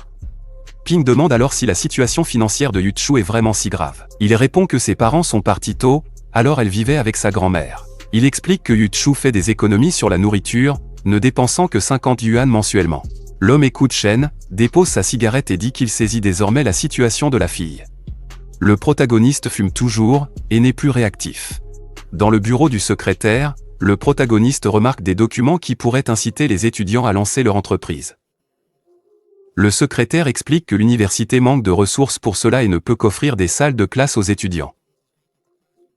Ping mentionne que les gens lancent leur entreprise pour gagner en visibilité. Puis l'homme se rappelle quelque chose et fouille dans l'étagère de son bureau. Il prend les documents et dit que Shen n'a pas besoin de venir demain. Ensuite, le Together lui dit de les donner à Yushu et de remplir les documents. Le protagoniste est surpris, et le secrétaire dit qu'il a parlé à Gao et a confirmé la situation financière de la fille. D'après lui, les papiers doivent être soumis la semaine prochaine. Shen s'interroge sur la nécessité des documents de Yushu. Le secrétaire lui assure que ce n'est pas crucial. Le gars commence à lire les documents, et c'est une demande d'aide financière pour les étudiants à faible revenu. Le protagoniste est content d'avoir réussi et d'avoir aidé la fille. Le protagoniste entre dans la pièce où ses amis sont réunis. Ils discutent pour savoir qui l'a aidé cette semaine. Tous trois l'ont soutenu récemment, et il reconnaît que leur aide est cruciale pour lui. Les étudiants le soutiennent, et le protagoniste propose d'organiser des événements pour tout le groupe. Les étudiants aiment l'idée et sont ravis de participer à ce projet. Shen dit que Wu les a invités à dîner et à boire. Ses amis pensent que c'est une bonne idée, mais Shen dit qu'il n'a pas approuvé cette option, et les étudiants perplexes demandent pourquoi.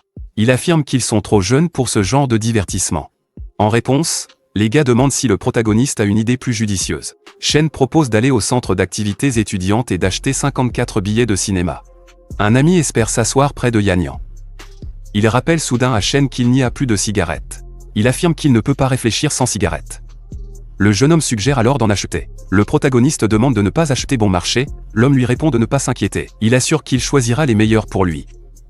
Peu après, le protagoniste rejoint Yoshu, qui lit timidement à table. Elle le voit mais reste réservée, et il lui demande si son absence des jours passés lui a manqué. Yoshu a besoin d'aide pour rattraper ses cours après son absence et demande si elle a bien entendu.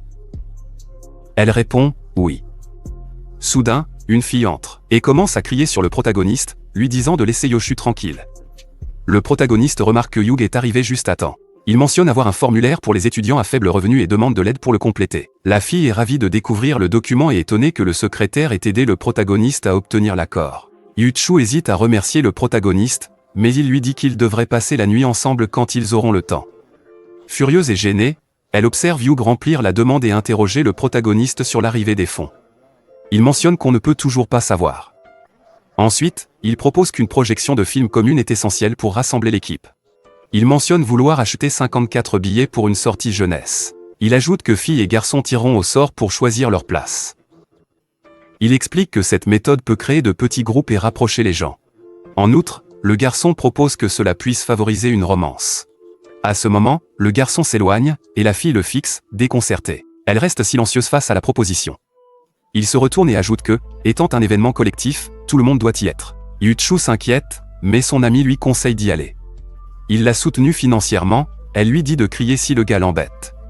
Ou à agir de façon déplacée. Face au groupe, le protagoniste déclare qu'une soirée cinéma est prévue. Il précise que cette activité a pour but de rapprocher les participants présents. Il montre la boîte et annonce que les places seront attribuées au hasard entre hommes et femmes. Les filles aiment l'idée et disent qu'elles ne l'ont pas fait depuis longtemps, donc l'événement sera sûrement intéressant. Les étudiants font la queue devant le tirage et piochent les numéros 1 à 1. Certains crient leurs résultats, tandis que d'autres chahutent et parlent des sièges. Yushu regarde son morceau de papier et voit le numéro 706. Elle se souvient que le protagoniste a dit qu'ils s'assoiraient ensemble. À ce moment, un professeur observe par la fenêtre des garçons qui vont vers les filles pour leur parler. Soudain, un étudiant s'approche du protagoniste et lui demande quelle place il a tiré. Shen réplique qu'il serait plus captivant de le découvrir une fois dans le cinéma. Elle n'apprécie pas sa réponse et lui demande de lui montrer son papier en tendant la main. La fille voit que le numéro 707 est écrit sur le papier de Shen. Elle regarde le papier un instant et se fâche en voyant son numéro, puis lui dit d'oublier ça et d'aller au cinéma. Le protagoniste, indécis, garde le papier en main.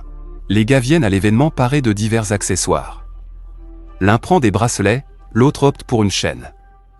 Il demande au protagoniste s'il apprécie sa coiffure. Le protagoniste se dit que, quoi qu'il fasse, ses amis n'arrivent pas à paraître adultes. Il interroge les étudiants réunis sur leur préparation, et ils acquiescent. Ensuite, tout le monde se regroupe et commence à sortir de l'université. Les portes s'ouvrent, et les étudiants du groupe du protagoniste sortent en tête, suivis des filles en robe. Shen remarque que les garçons ne parlent pas aux filles, mais il pense qu'après le film, des couples pourraient se créer. Il fixe la porte, se demandant pourquoi Yuchu n'est pas là. Soudain, la fille arrive et s'excuse de l'avoir fait patienter. Elle s'excuse, bégayant légèrement, expliquant qu'elle a beaucoup étudié. Essoufflée et fatiguée, le protagoniste se retourne et commence à marcher. Elle s'excuse à nouveau et commence à le suivre. Il lui propose de manger ou boire, mais elle refuse les deux. Shen mentionne que le film est long et qu'elle pourrait avoir faim. Elle hésite, incertaine de son envie. Le protagoniste lui dit d'avancer, qu'il la rejoindra un peu plus tard. Yuju attend seule à l'entrée du cinéma que le protagoniste la rejoigne enfin. Elle se demande s'il lui en veut. Seule, la tristesse se lit sur son visage. Tout à coup, le protagoniste surgit derrière elle avec un sac de pop-corn. Il lui conseille de bouger et de ne pas rester figée. Tout à coup, elle trébuche et commence à chuter. Elle s'effraie et pousse un cri, mais il la saisit dans ses bras. Elle le fixe, embarrassée. Shen lui chuchote de faire attention en marchant, ce qui la rend encore plus timide et rougissante. Enfin, il saisit sa main pour la guider. Des dizaines d'étudiants sont dans la salle, regardant un film sur grand écran. Le protagoniste connaît déjà l'histoire du film, mais fait semblant de la découvrir. Le garçon observe Yuchu, captivé par l'écran du film.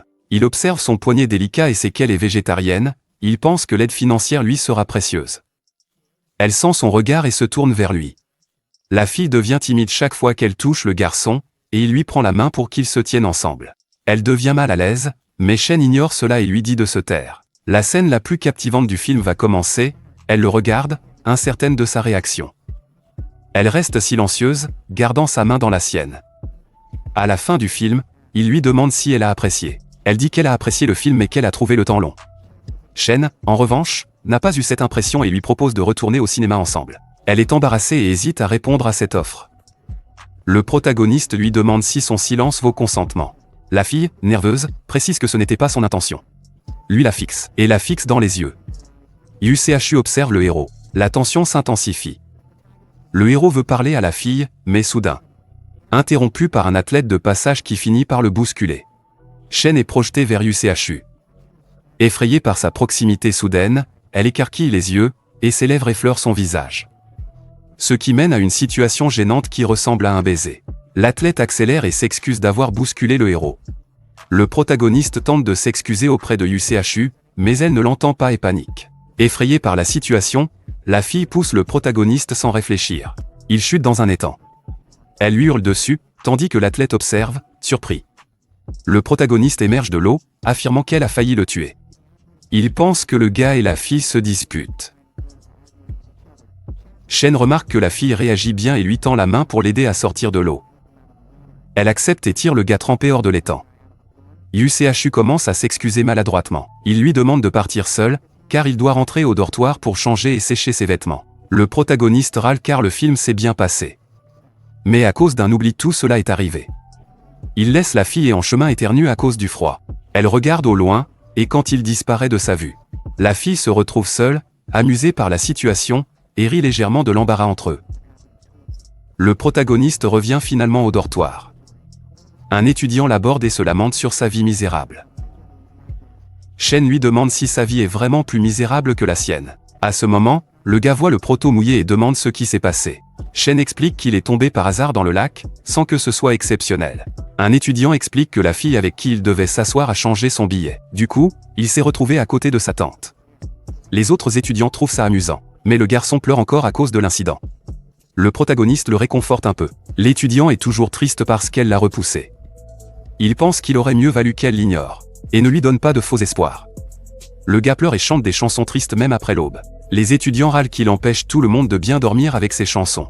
Le protagoniste conseille au gars de se rapprocher de la fille et de l'inviter spontanément à des jeux. À ce moment, un étudiant arrive et raconte qu'il a entendu parler d'une fille d'une université voisine, vivant au 3e étage, qui a récemment vécu un chagrin d'amour et s'est jetée de là.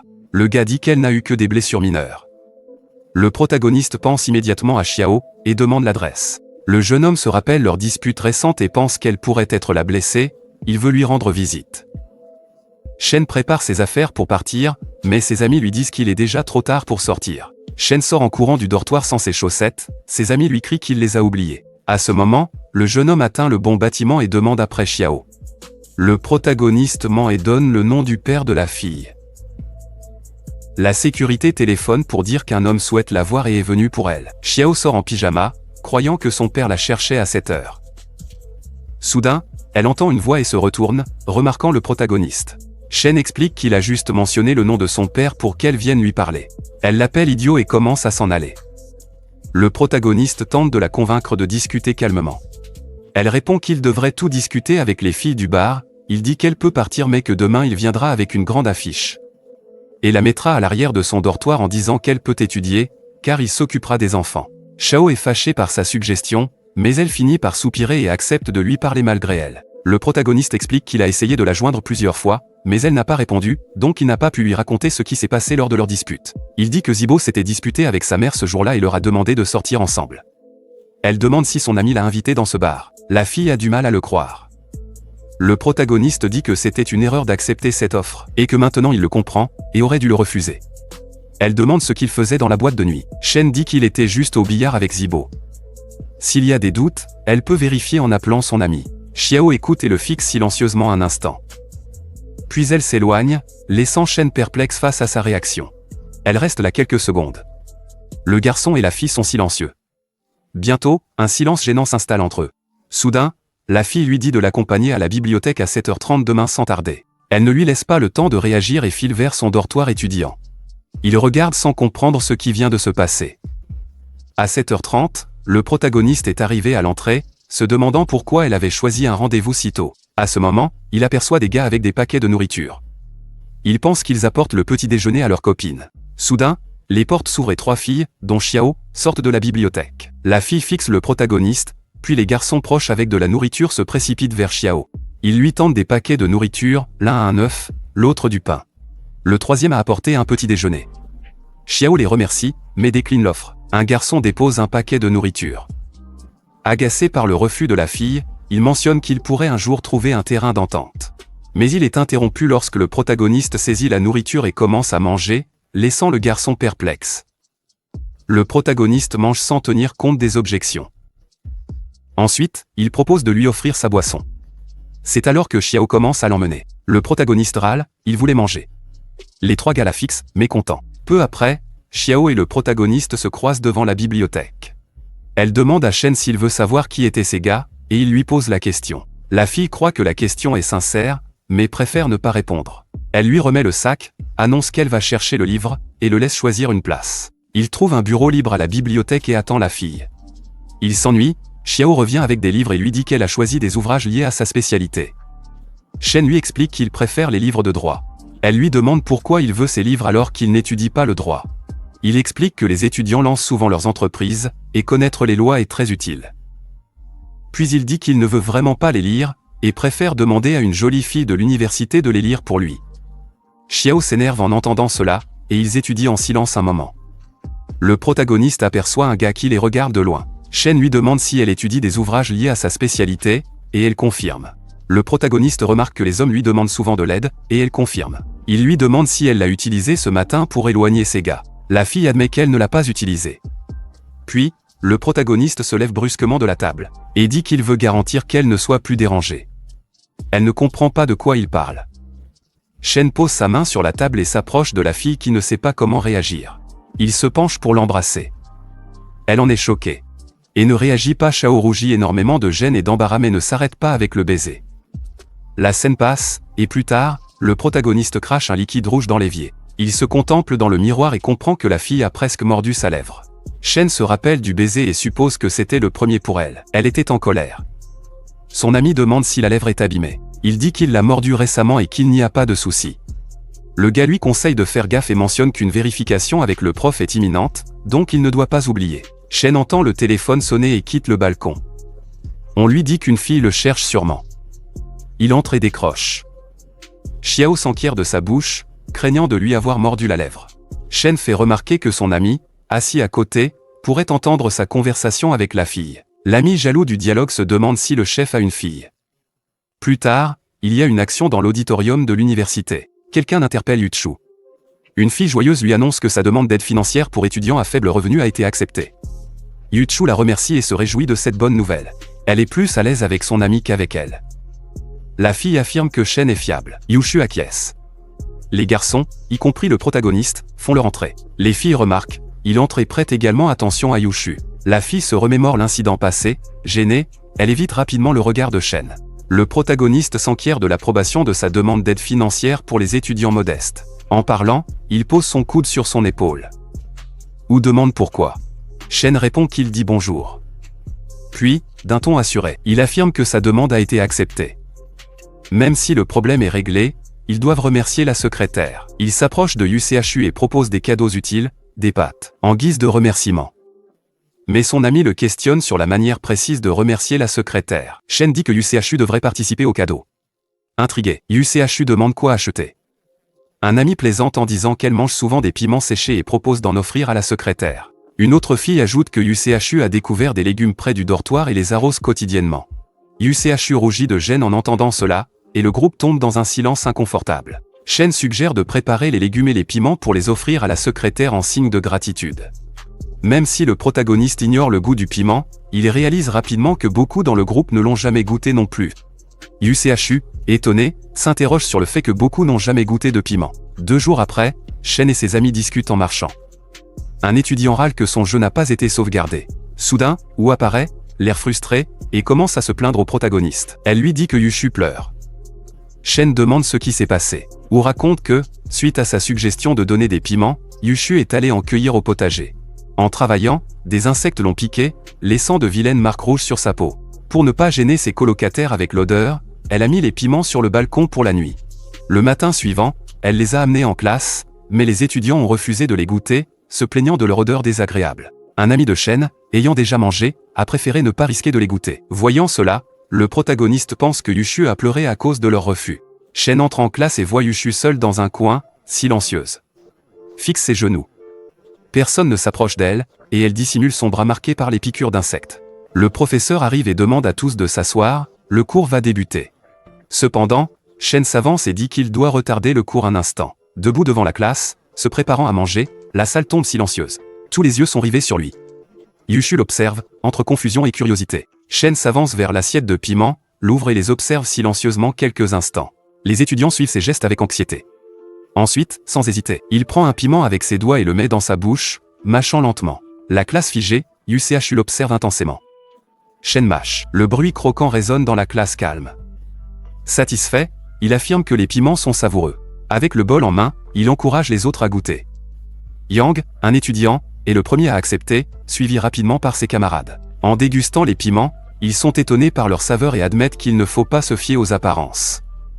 D'autres étudiants, attirés par le tumulte, se joignent aux autres pour goûter. Yushu, voyant la scène, devient rouge. Sa tristesse disparaît en voyant ses camarades savourer le plat. Des voix enthousiastes résonnent dans la salle, des étudiants disant le plat est si délicieux qu'il pourrait être commercialisé. D'autres acquiescent, qualifiant cela de rare occasion de goûter quelque chose d'unique. Émue, Yushu se met à pleurer, mais cette fois de joie. Elle sèche ses larmes pendant que ses camarades mangent, changeant un instant gênant en un moment chaleureux et accueillant.